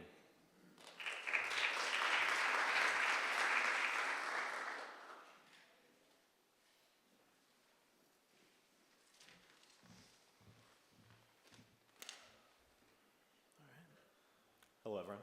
My name is Jack Huber, and this summer I had the immense privilege of working with 1199 SEIU, a healthcare union with over 450,000 members. Today, I'd like to speak about solidarity. Specifically, I'd like to talk about how it's built. Solidarity is simply when workers recognize their shared interests and band together to demand things like higher wages. And it's solidarity that forms the basis of a labor union, an organization of workers doing just that. In the past 8 weeks, I've been able to both witness and engage directly with a great deal of union activities at 1199, and I've thought a lot about what makes 1199 quite so successful. This presentation is my best attempt to distill my experiences this summer into 3 key strategies 1199 organizers use to foster solidarity among members. Now, a union is ultimately reliant on its members. 1199 is no different with a ratio of staff to members coming in at 1 to 850. Thus, solidarity building must be undertaken by members, not just union staff. Rather, it's the job of organizers to empower members to move from mere satisfaction with the union to leadership within it. This starts with overcoming the biggest problem new members have with the union: dues. It's a difficult thing seeing money come out of your weekly paycheck. And so an organizer must immediately justify these deductions. In my experience at 1199, this took place during new member orientations. 3 aspects stood out the most, with the first being first impressions. Coming across prepared, organized, and friendly is of the utmost importance when you, in the new hire's eyes, represent the union. Of course, articulating what it is the member is actually getting for their dues is also essential, such as the lawyer-esque role, the union plays in matters of discipline. And lastly, forming a bridge of communication with members creates the feeling that the union is really there 24/7 to fight is essential and will make a paycheck deduction feel a lot better. But this, of course, is just the first hurdle. This is what ensures members are not actively hostile to the union. To move beyond passivity, an organizer must prove utility. So the chief work of an organizer, the duties that make up the bulk of your day, listed 3 tasks here, all of which I've had the privilege of participating in. And for each, it's about what the member takes away, not necessarily the task itself. You're showing, not telling, that the union is fighting for you in each. This can look like effective grievance handling, where you show up for members in matters when it could cost them their job, or even just a write-up. This looks like communicating the wins secured at a negotiating table, with members knowing that you are fighting for, increased PTO accrual or an increased raise. This also means recontextualizing losses at the tables, making sure members know that this is part of a broader campaign and that minor setbacks can enable bigger wins. And perhaps most importantly, this means member meetings, being in the facility, having face-to-face time with members, and answering their very real concerns and addressing any potential questions they may have about what's going on about the massive union that is 1199. By a member fully believing in the utility of the union, the next and final step is possible: engagement. By fostering engagement, an organizer ensures that it's the members of the union that are the first line of defense for their rights. This is the role of things like the Political Action Fund, where members can donate and volunteer with to ensure things like Medicaid isn't cut further. Or this means marching in festivals, getting the chance to connect with the community. And perhaps most importantly, it's organizers' role to encourage members to step up to leadership roles, like delegates for the facility. It's through these 3 processes that each member becomes engaged, each facility has its leaders, and members are looking outwards at all union members, not just the ones at their own facility. When this happens, the organizer has done their job. They've organized, not just solved problems.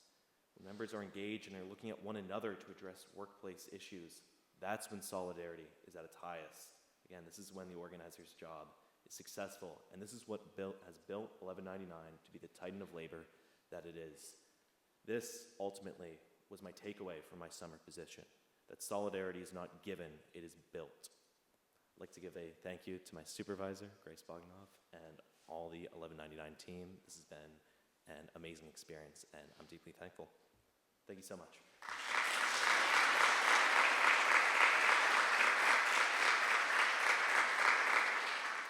Next, I'd like to welcome Alyssa Chase to the stand. Thank you so much.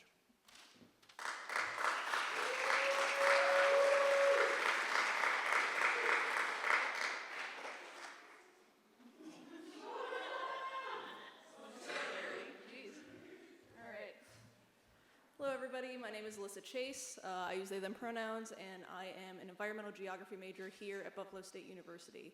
I'm also pursuing an extra accreditation in GIS, which I mentioned because it is not only relevant to my research that I did with Eastside Stewards in building a very large and interactive community accessible map showcasing vacant lots in the area, both that I surveyed and that are kind of running rampant through the city, but because my program and about a dozen others are currently being cut. Buffalo State is in a $16 million deficit, and we are losing access to education. I think that in the face of fascism and in the face of devaluing education, it is cowardly, and it is embarrassing, and it is not a good sign that education is on the chopping block. So, my presentation is not here. Okay. Is it on the other version? Okay. I do have slides. I'll use this time to talk a little bit about my work. I worked with Eastside Stewards to not only complete work in the gardens, which they have plenty of around the city growing fresh food, but also making that map that I referenced earlier. The city does not really give out a lot of its data regarding vacancies. It is very hard to find, and it is not very accessible to the community. So something that I wanted to do, not only to give that resource to Eastside Stewards, was to make sure that people had access to it in Buffalo. First off, I want to ask a couple questions of everybody.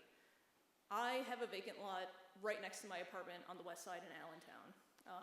It's something that is pervasive through Buffalo, and it's something that unfortunately has become a kind of calling card for our city, is how many vacancies there are, whether that is vacant land or vacant buildings. So I just want to ask, how many vacant lots or buildings do you see or drive past every single day?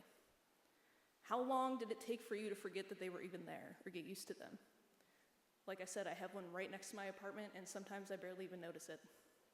And the last question is, how many vacant lots is too many? This is a screenshot of the map that I made. It's incredibly busy, and it's very hard to read from a distance, so I apologize, there's a lot going on. But I want to call attention to the differences. You can see, I'm gonna grab this. You can see that on the west side of Buffalo, there's a lot more blue, there's a lot more housing. This represents 1, 2 family housing, apartments, things like that. And as soon as you cross over Main Street, you start to see so much more red. All of those red spaces are vacant lots in the city of Buffalo. It's quite a lot once you start seeing it and visualizing it. The city themselves own 8,000 of these vacant lots. That is not counting the privately owned vacant lots as well. This is a massive problem. You can see I included 2 photos from just a few of the vacant lots that I visited. I spent the summer driving around and visiting over 100 for this study. If I go back, all of those green pins are the lots that I actually ended up surveying and including in my research. Eastside Stewards takes these vacant lots and they actually turn them into productive, usable spaces for the community. They foster a sense of unity within the East Side, which is consistently disinvested, consistently subject to discrimination, and consistently without the things that they need. What I learned was that vacant lots tend to hold multiple truths. They can not only represent years of life lost, businesses closed, and homes destroyed for profit. visual reflections of systemic racism, capitalistic extraction, and struggle over generations and generations of people, and the shift away from vibrant communal living towards isolated individual existence. But they also present us with an opportunity. There's opportunity for health-focused initiatives like access to fresh food and gardens that is grown by the people for the people.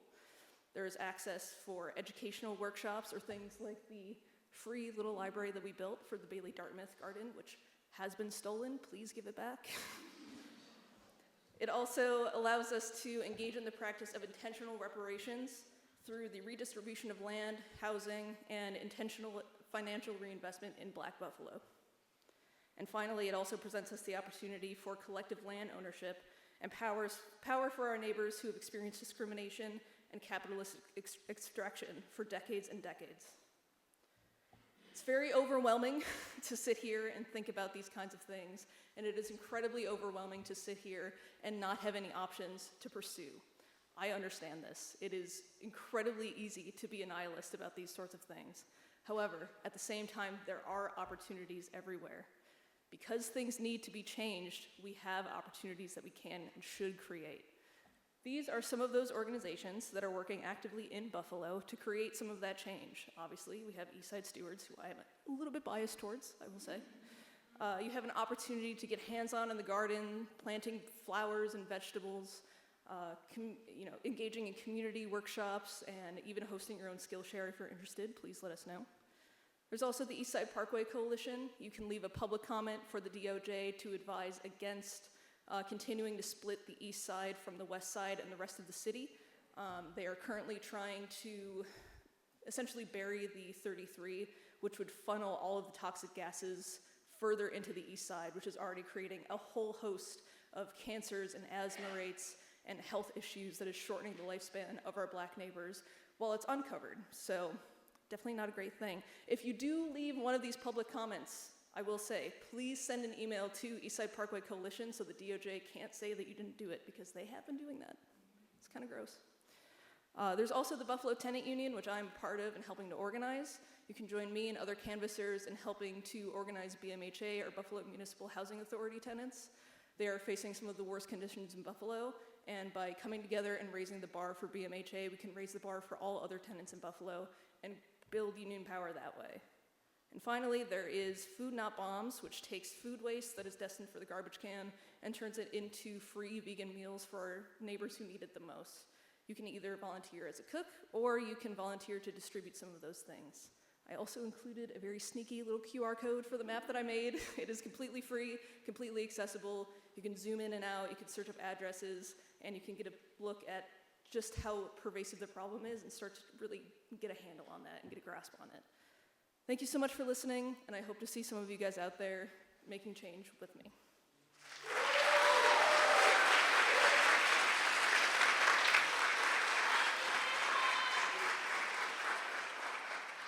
Maybe this one? Okay. Okay. Next up, we have Valencia, who worked for Center for Elder Law and Justice.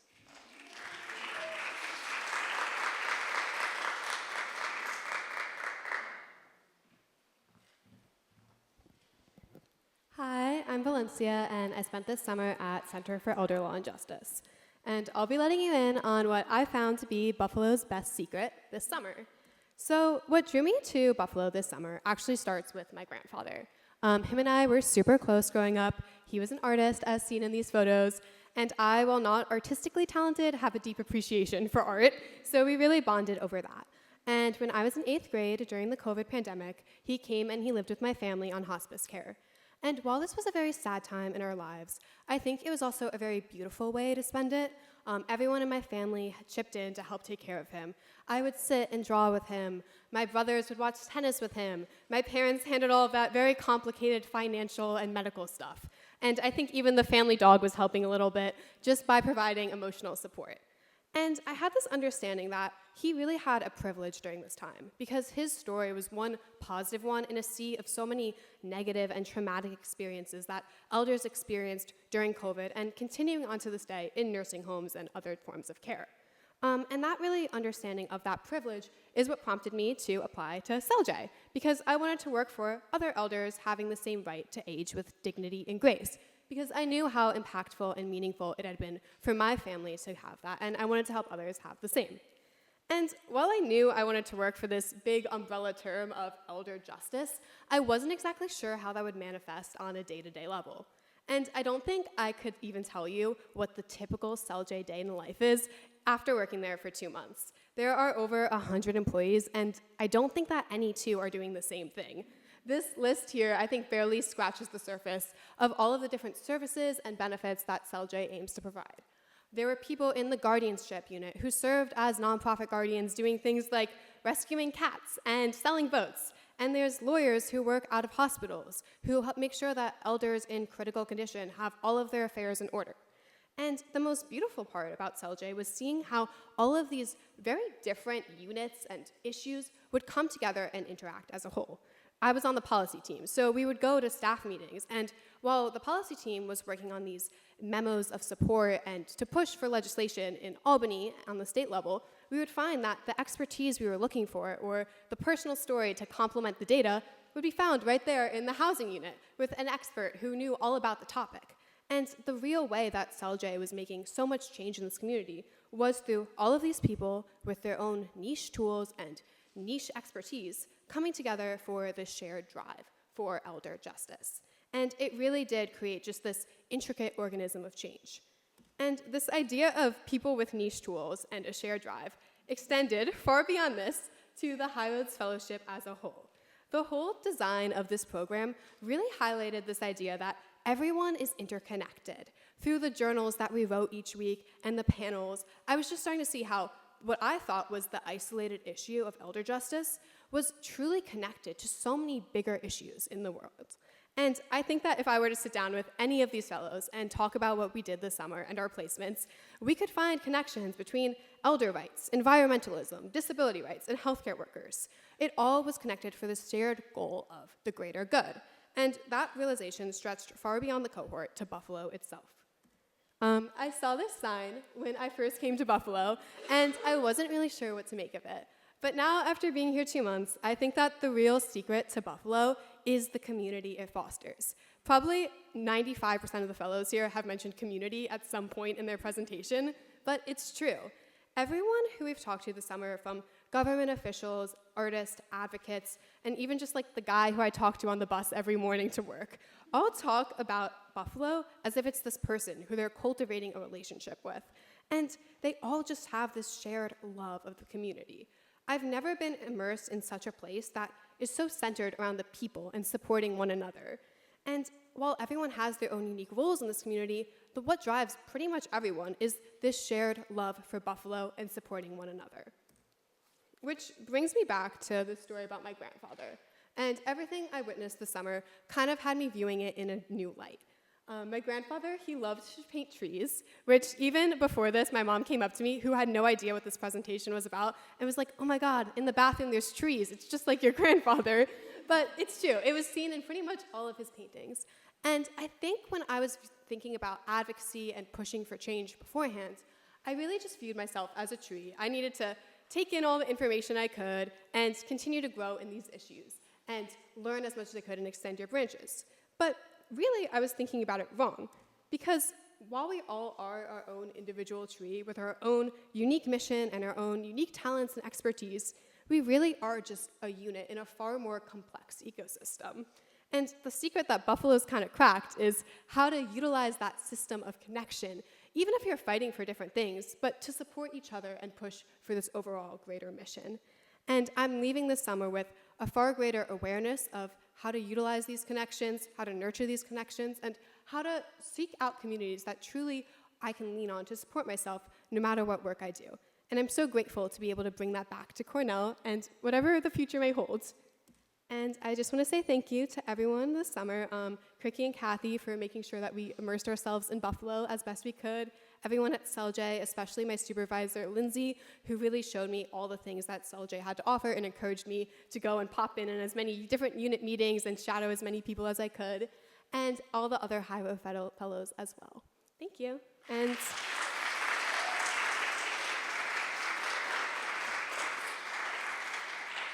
Now we will be hearing from Lily Holland, who worked at the Center for Self-Advocacy.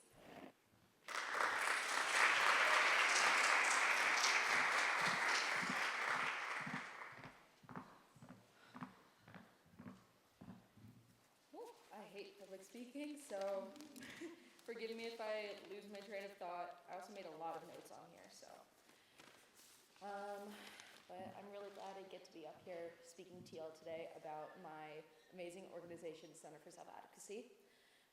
My name is Lily, and in the past 2 months I worked at this organization, and as a quick oversimplified summary, I've gotten to work on projects that helped my organization with education and outreach programs pertaining to self-advocacy.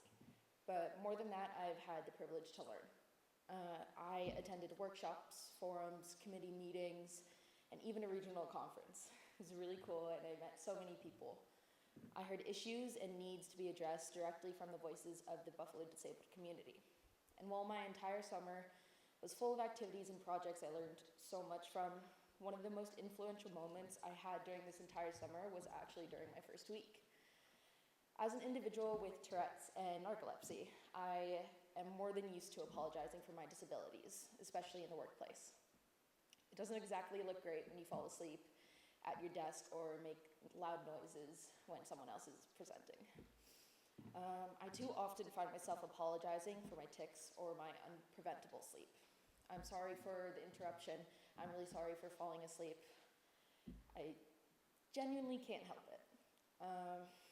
And when you feel the need to apologize for your disability, asking for accommodations doesn't exactly come easy either. I'm sorry, I just need to step out for a quick moment. My tics are really acting up. I'm sorry, I need to lie down for a few moments. I literally can't keep my eyes open. Or even for others with different disabilities. I'm sorry, I need a ramp for my wheelchair. I'm sorry, I need to sit. I'm really tired. My body's exhausted. I'm sorry, I need captions. I'm sorry, can you explain it one more time? I didn't quite get it.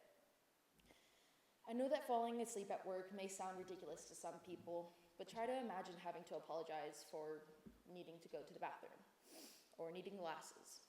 Fundamental necessities you and your body need in order to work or even just exist at a normal regulated level.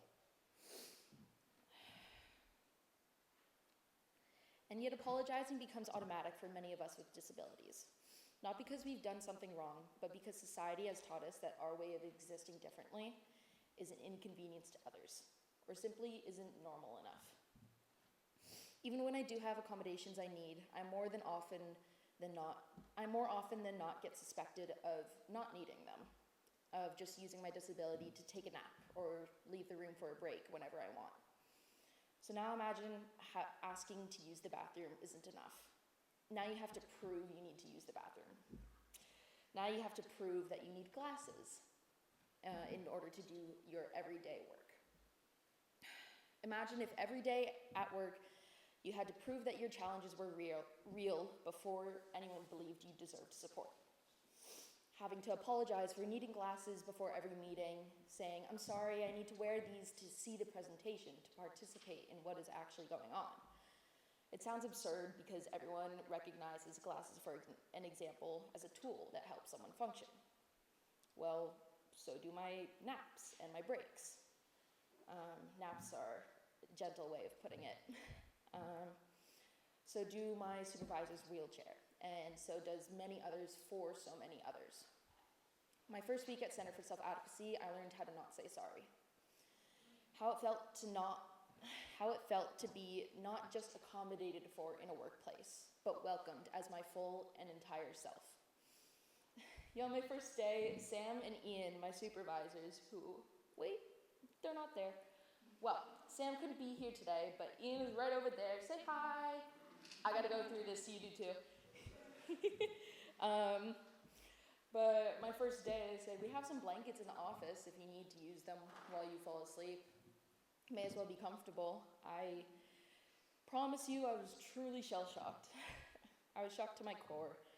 At the beginning of the summer, I had no idea what it felt like to enter a professional space and not feel anxious because of how my disabilities would be seen. I know not every place can offer me a blanket for my falling asleep or a stepping out without interrupting something for my tics.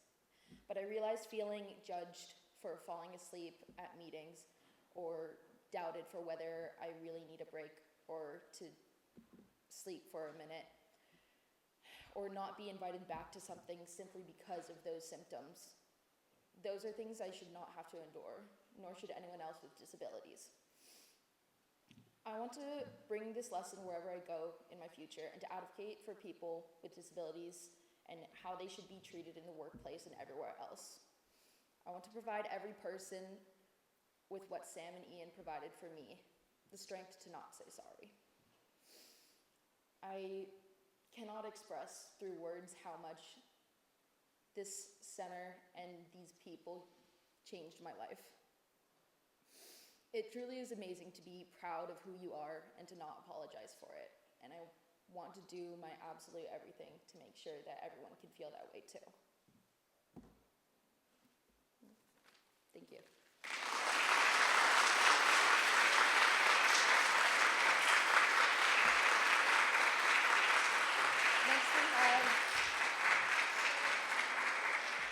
Next we have Erica and Lucy, The Art of Enjoying Work.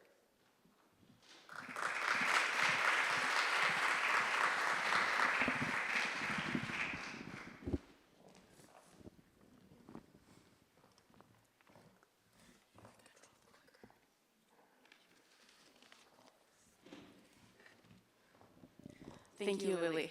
Hi, everyone. My name is Erica. I'm a rising senior at Cornell studying ILR, and I'm from New Jersey. And I am Lucy from Guatemala and Korea, a rising sophomore at Cornell, also studying ILR. This summer, we interned at the Legal Aid Bureau of Buffalo in the Civil Legal Service Department. LAB is a nonprofit that provides free legal services to indigent populations in Buffalo.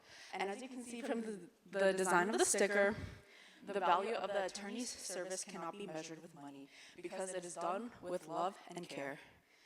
Over the past 8 weeks, we help people get naturalized and get green cards. Yes, but oftentimes the immigrants in need of representation met a dead end, waiting for who knows when the USCIS will respond back, even when they had prepared everything. Well, we help people keep their home sweet homes. Yes, but sometimes, even if they avoided eviction, they still had to repair the leaky roofs and, pay the overdue rents. Well, we help people get happily divorced. Oh, they did get divorced. I don't know if it was happily because it ended up with half of their assets blown away, the child support arrears, and children stuck between parents who still have not gone over their own traumas. So, Lucy, you did enjoy the work, right? I mean, of course I enjoyed the work. We got to work on a lot of legal research regarding immigration cases. We got to attend courts and witness how the attorneys settle cases in consideration of not just the financial and economic interests of the clients, but also the mental health and their access to good community. We also got to attend the 8th Judicial District internship programming for the law school students at the Erie County Supreme Court and learned about the ins and outs of the Buffalo legal system. However, to actually honestly respond to your question, did I enjoy the work, I have to quote my dad and say, that's a rude question. I once asked him super casually, Dad, do you enjoy the work you do? He's a pastor, so I thought, of course, you should say yes. But instead of a simple yes or no answer, he gave me this long lecture on how it's such an offensive question to ask someone who does work. I was like, everyone tells me, do what you love, then doesn't that mean they enjoy the work and love the work they do? Well, in theory, yes. But after the internship, I realized that work is work, not a field trip. The tasks can be mundane obligations, and the work goes on and on as there's an endless amount of cases. And often the free service is perceived as less in quality. But we didn't see it that way. We noticed that the atmosphere of CLS's office was always warm. The people were caring. And although sometimes tired of the routine, they were still passionate about their work and the greater good that they were contributing to. The CLS staff cared when the clients yelled at them as much as when they got complimented. They cared for the cause, helping people not because they earned it, but because they deserve it as humans. Yes. So during the fellowships program days, one of the biggest questions the cohort grappled with was how to persevere and stay in an uphill battle. How do we motivate people and make people care for a cause that seems to be hopeless? So, we suggest the following 3 steps in order to persevere caring for others and your work. First, think outside the winner-loser framework. No client will walk out from a divorce more happy than when they went into the marriage. And once you start worrying about winning or losing, you'll soon become very discouraged. Next, acknowledge others by listening, not through talking. One thing I noticed through the attorneys was that they're very deliberate in listening. Not just the performative nodding and uh-huhs that I usually do, but they actually listen and question if there's a confusion or there's a gap in the logic. And I noticed that clients won't be persuaded at all until they are heard. So, how do we listen? Listening requires patience, and patience requires emotional availability. Making ourselves available emotionally requires enjoying your own life. Which brings us to the third point, be joyful. This is how we recommend to enjoy life. First, enjoy your hobbies. This summer, I got to get back to my drawings. I always doodle silly things. And I got to make them into actually stickers for the cohort and the program, and also for legal aid. Next, we also recommend that you should go out and enjoy good company. So have a movie night with your suite mates, make some popcorn, grab lunch together between work, and also go grocery shopping together. And lastly, I say enjoy good food. I started out this summer not being able to cook a good sunny side up, and ended up by being able to make cream pasta for friends and hosting steak nights. And those were honestly the most fulfilling moments of this summer. So ultimately, we learned that work is complex. Some days you're going to love your work and the greater mission that you're contributing to. And other days the work will feel a bit tiring and you may feel powerless and small. So in order to prevent your care for helping others not burn out, you must enjoy life. The more you enjoy your life, the more you can help others to do the same. It makes you available to listen and help others, even when the greater scheme looks bleak and dreary. And when you are able to do what is necessary and get the possible things done, then suddenly the impossible will be accomplished. So we would like to thank our supervisors, attorneys, and other people who have encouraged us this summer. So thank you to Trish and Elena for the weekly meetings and supporting us in our endeavors. Thank you to Nadia for being our advisor this summer and teaching us so many things about the ever-evolving field of immigration law. Thank you to Tom, who wanted to be here today but couldn't. Thank you for your humor, intellectual conversation, and for being the brave warrior in the divorce clinic. Thank you, John, for your friendly hello intern friends and always having something interesting going on with you're a guy or you're a girl. Thank you, Austin, for showing us how to professionally secure mutual respect from clients and diffusing difficult situations, and always inviting us to your office when you have the most interesting calls with your clients. And thank you, Aaron, for showing us your infinite patience with the eviction clients who you work with 5 at a time daily. And everyone else at Legal Aid for providing us with the opportunity to learn more about the legal field and allowing us to follow you around the courts and the office like little ducks. Your kindness is fostering the legal future. Thank you to Kriki and Kathy for facilitating the program. Both the work week and Fridays were really interesting, and none of this would be possible without you. Thank you to the cohort for fun memories and times together, and I hope we will stay connected. And now we will hear from Finley, who worked at the City of Buffalo's Corporation Council. Thank you.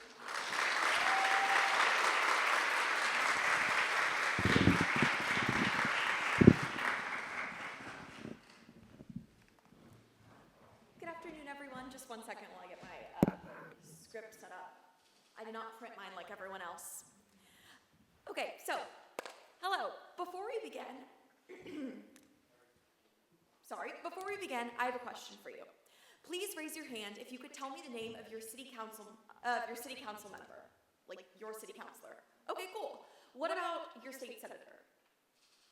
Okay, so this is actually a very civically engaged group, turns out, because only about 20% of Americans can tell you that. Most people cannot. Anyway, so My name is Finley Allen, and my presentation today, Statutes to Streets, is going to try to move you into the 20% or convince you why you should stay there as elections keep shifting stuff around. So I spent this summer working at the City of Buffalo's Department of Law in the Bureau of Administrative Adjudication. To make my point about why you should care about local politics, let's talk a little bit about what I did here. So you can get a ticket from the City of Buffalo for all of the things pictured here, having really tall grass, harboring rodents, illegally dumping trash, and so forth. Through the course of my work this summer, I worked to review and revise many of these outdated and unenforced citations. All of these relate to health and safety, so it's an issue when the people who we cite, which are usually wealthy landlords and business owners, don't comply. I want to draw your attention, though, to this one in the middle, lead paint. I spent the most time on lead paint enforcement. Lead paint has technically been illegal in the United States since 1978, but it's still on so many of Buffalo's walls. Lead paint is incredibly harmful and is a very common environmental neurotoxin that causes irreversible damage when ingested or inhaled by children under the age of 6 years old. This ingestion is usually completely inadvertent. You can't stop it, basically, because it happens through developmentally normal hand-to-mouth contact. So this purple map up here outlines just how widespread this problem is. The darker the area is, the more children with lead poisoning in that community. The other map, the one with all of the really colorful dots, shows Buffalo's racial demographics. I want to draw your attention to two main parts of these maps. The part with the city with the lowest rates of lead poisoning is almost homogeneously white. I've circled this in yellow. The parts of the city with the highest rates of lead poisoning are primarily home to Black residents. I've circled these in red. I point this out for a few reasons. First, there are still very clear and deep disparities in Buffalo. We've seen this throughout my peers' presentations, and I'm sure you've seen it even just driving around the city. Like most other places, Buffalo is still very affected by redlining and systemic discrimination, and the distribution of lead makes this very evident. Because believe me, if people could move out of lead-ridden homes, they absolutely would. The second reason is a little bit more abstract and gets back to the point that I was making earlier. There are policies to prevent lead poisoning and help people who have been historically marginalized in almost all cities. However, they're useless if they're not properly implemented. We need proper implementation and enforcement mechanisms. In the case of lead, this means requiring wealthy, out-of-town landlords to actually pay to remediate the hazards. This, of course, necessitates streamlining processes to ensure that all players know their roles and are performing them adequately. In Buffalo, for instance, there's a significant overlap in the city and county's responsibilities for lead hazard inspection of rental properties, so we've been working on unifying their protocols. Take a look at the maps chart on the screen. Don't worry about reading it, it's full of jargon and stuff that's irrelevant to you, but this is the proposed process for just one inspection. It's so complicated, that's crazy, like, look at that. So this is where you come in as a voter, and this kind of gets back to what we were talking about earlier. While your eyes might glaze over if I were to describe the details of administrative law that I've learned this summer, you can still make a difference. While all administrations have to follow the laws, much of implementation is determined by the people who are actually in the government. For instance, will they enforce lead hazard violations or not? Unless the law specifically requires them to, they genuinely might not. So I think we've all seen this pretty recently with the federal government. Because this tends to be where the media focuses most, we also tend to believe that this is where we should put all of our political attention. However, I want to remind you, though, that state and local governments are also crucial. In fact, many of the day-to-day things that affect your life, public schools, roads, safety conditions, and so forth, are actually determined by these lower levels. Now, this is not to say that the federal government isn't important. It very much is. However, it should not be the only place that you put your attention. Only when we focus on all parts of democracy and hold our government and elected officials accountable at every single level, we can ensure that they do their due diligence to implement laws, particularly those pertaining to health, then we can overcome systemic inequities. On this last slide, I have attached a report I wrote about lead hazard remediation. You can scan this QR code to check it out if you're interested. It's a bunch of different things that I wrote about it, working with my coworkers, so it's a lot of fun, but it is also very, very dense, believe me. Anyway, thank you so much. Next up, we're going to hear from Harrison, who worked at the ELF this summer.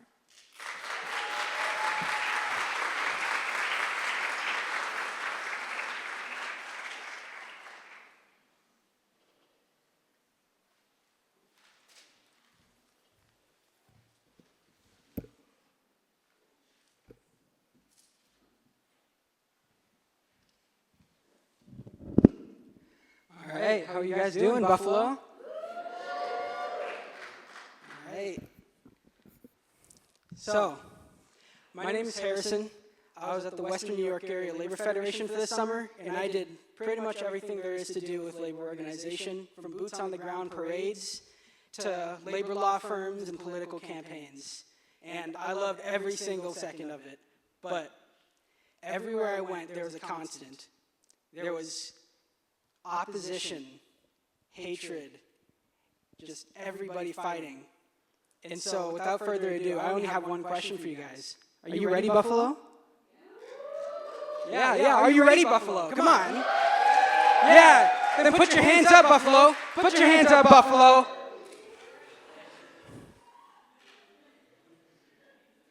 Keep them up there, Buffalo. Come on.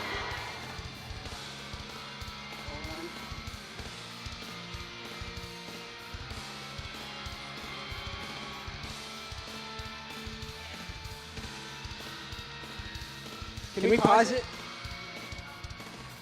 Sorry about that.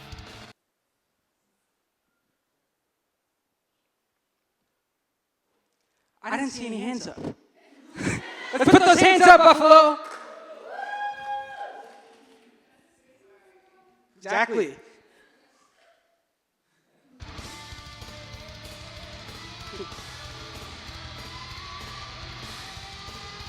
Can you reset it, please? I'm really sorry about this, y'all. All right. And hold on to your city and don't let go. For some, the final destination, nowhere else to go. But still, we ice our neighbors and make them go. These people and politicians have something in common. Apathy and hatred is a slippery slope. For some. But are we better with democracy? When Zellner is the one in the committee? And when Kathy Hochul is the one we gave the seat so that she can kick us out of all her speech?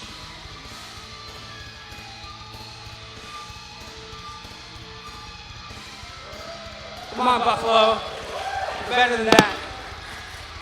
Apathy and hatred everywhere you go. Come on. Apathy and hatred, nothing else you see. If that's all we see, what can we do? There's nothing else to do. Come on, put your hands up, Buffalo. Hold on to that city. There's nowhere else to go. Only one place we have. Only one place we have. Let's make it home.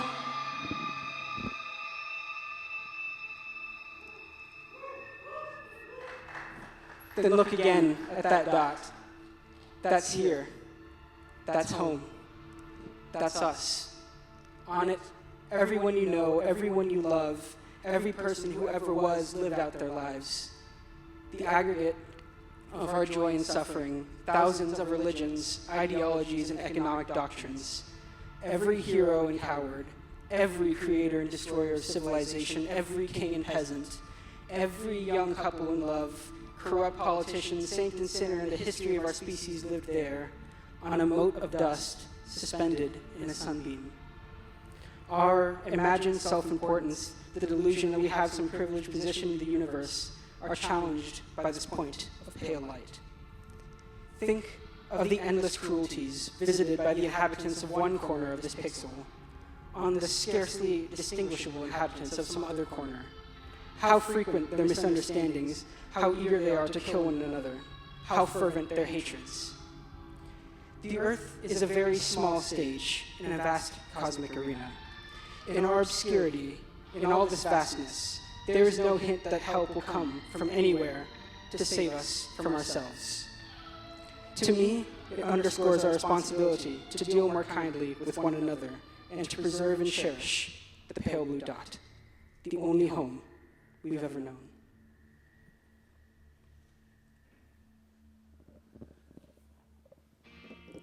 My name is Harrison Cassandra. I was with the Western New York Area Labor Federation this summer, and what I learned is that it's easy to hate, it's easy to scream, but it's not easy to come together, pull people together in love. Remember, there's only one Earth, and what that means is that there's only one Buffalo. And so what we have to do is work together to make that Buffalo home for all of us.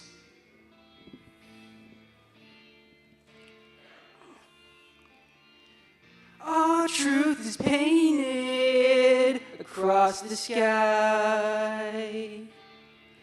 In their reflections, we learn to fly. No one to hold us, no one to save us from tomorrow.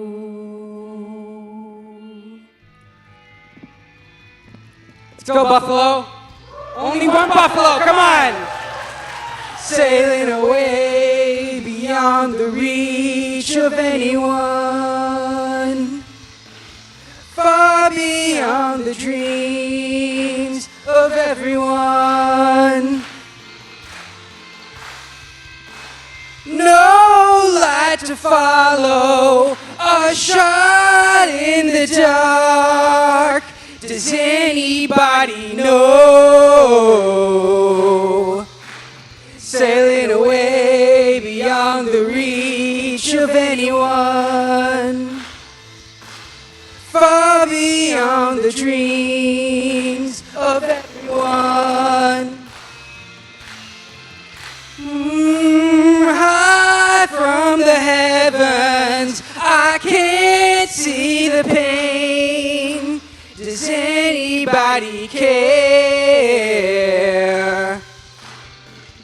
Thank you, Buffalo!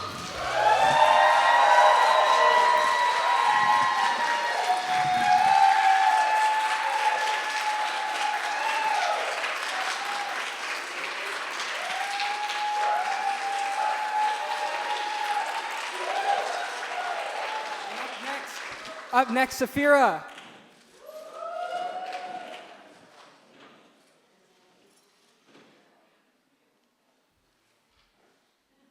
One more hand for Harrison. That was amazing. Safira comes with an apology. She recently was inducted into a sorority who held a conference recently, and so we did not want to inhibit her from forming those really important relationships. Unfortunately, as we've seen, probably many of you who have traveled recently, her flights were canceled, delayed, changed, and so she's unable to make it today. But you will all receive a cut that does include her presentation, so look forward to that one. So thank you all again for joining us today. One more big hand for all of our fellows, please.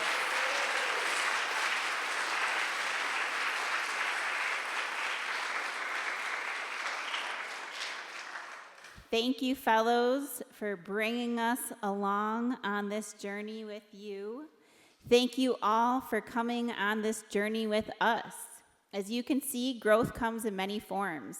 Some of it philosophical, and other growth can be learning that coffee is not actually a food group, but I could definitely make a case for it.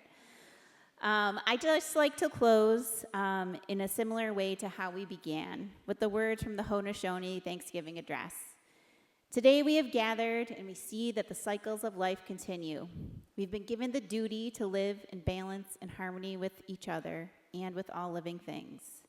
I hope that you continue seeking that balance and asking those difficult questions.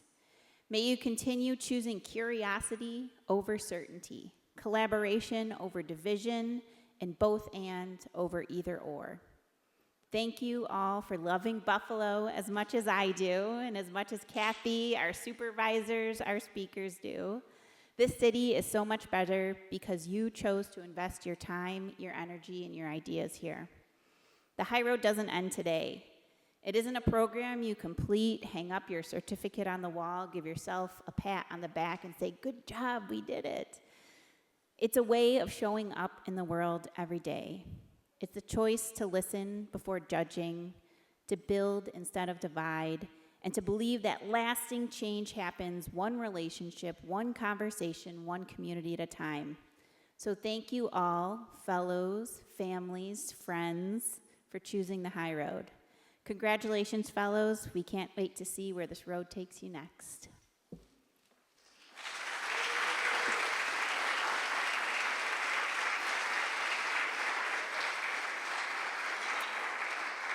Family and friends are invited to join us upstairs. Otherwise, thank you all again.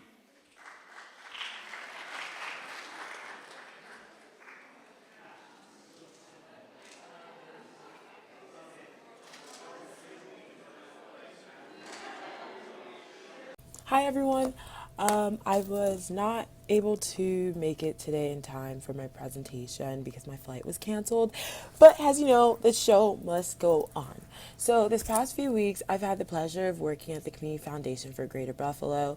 I got the immense privilege to work specifically to develop a 3-year racial equity learning journey for the Racial Equity Roundtable. And a lot of that looked like researching, taking time to look at different sources to figure out how adults learn, how leaders from different sectors learn, what activities can you do to make it more engaging, what the end goal should be, what commitment trackers look like. And that was really fun for me. And it was a huge learning experience for me, and I wouldn't change it for the world. On my first day at the Community Foundation, I had the pleasure of being here for their second quarterly session meeting with their racial equity roundtable members. And when we began the meeting, we started with a meditation. And that meditation wasn't just a meditation, it was something intentionally done to help the different roundtable members kind of ground themselves before we got into the nitty-gritty, serious work of what was racial equity. And to me, it seemed like an intentional way of getting rid of our biases, clearing our thoughts, whether it was negative or good positive thoughts, just so we could take the work that we were doing seriously and also focus on some of the guiding principles of what racial equity work looked like. And so in that same spirit, I want to invite you to engage with this meditation. So I want you all to kind of find a comfortable seat. If you're not already in a comfortable seat, but sit comfortably, sit tall. And I want you to take this time to look straight ahead. Just look straight ahead, days ahead, and kind of like close your eyes and focus on breathing, inhaling, and then exhaling. As you're breathing and exhaling, kind of think of your different senses. Get in tune with your senses. How does your shoulders feel? Are your shoulders kind of like just stressed out? Let go of your shoulders a little bit. Are you sitting comfortably? Are your legs stretched out? As you're breathing and exhaling, think about that. Keep going, breathing and exhaling. Don't think about any of these, what you ate yesterday, the thoughts that you had yesterday, whether you're packing today to leave Buffalo and go back home. Don't think about the stress of all of that. Just think about where you are right now, grounded, sitting here. Think about your legs. Your legs, are they grounded on the ground? Are they outstretched? Are you sitting sideways? Are you sitting frontways? How are you sitting? How are your hands feel? Are your hands stretched out? Keep breathing. As you're doing that, breathe, inhale, and exhale. So when you're done with that, hopefully that kind of clears your thoughts so we can kind of dive into this presentation. This activity was really helpful, I think, for me when I got to the meeting because I was really nervous. It was my first day, and I was like, how am I going to tackle this all?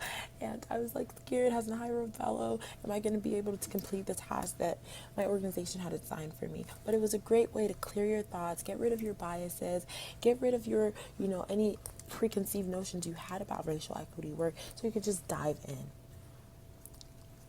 When I told everyone that I was working at the Racial Equity Roundtable, they thought the roundtable kind of looked like this, just stick figures and people that actually sat around a roundtable.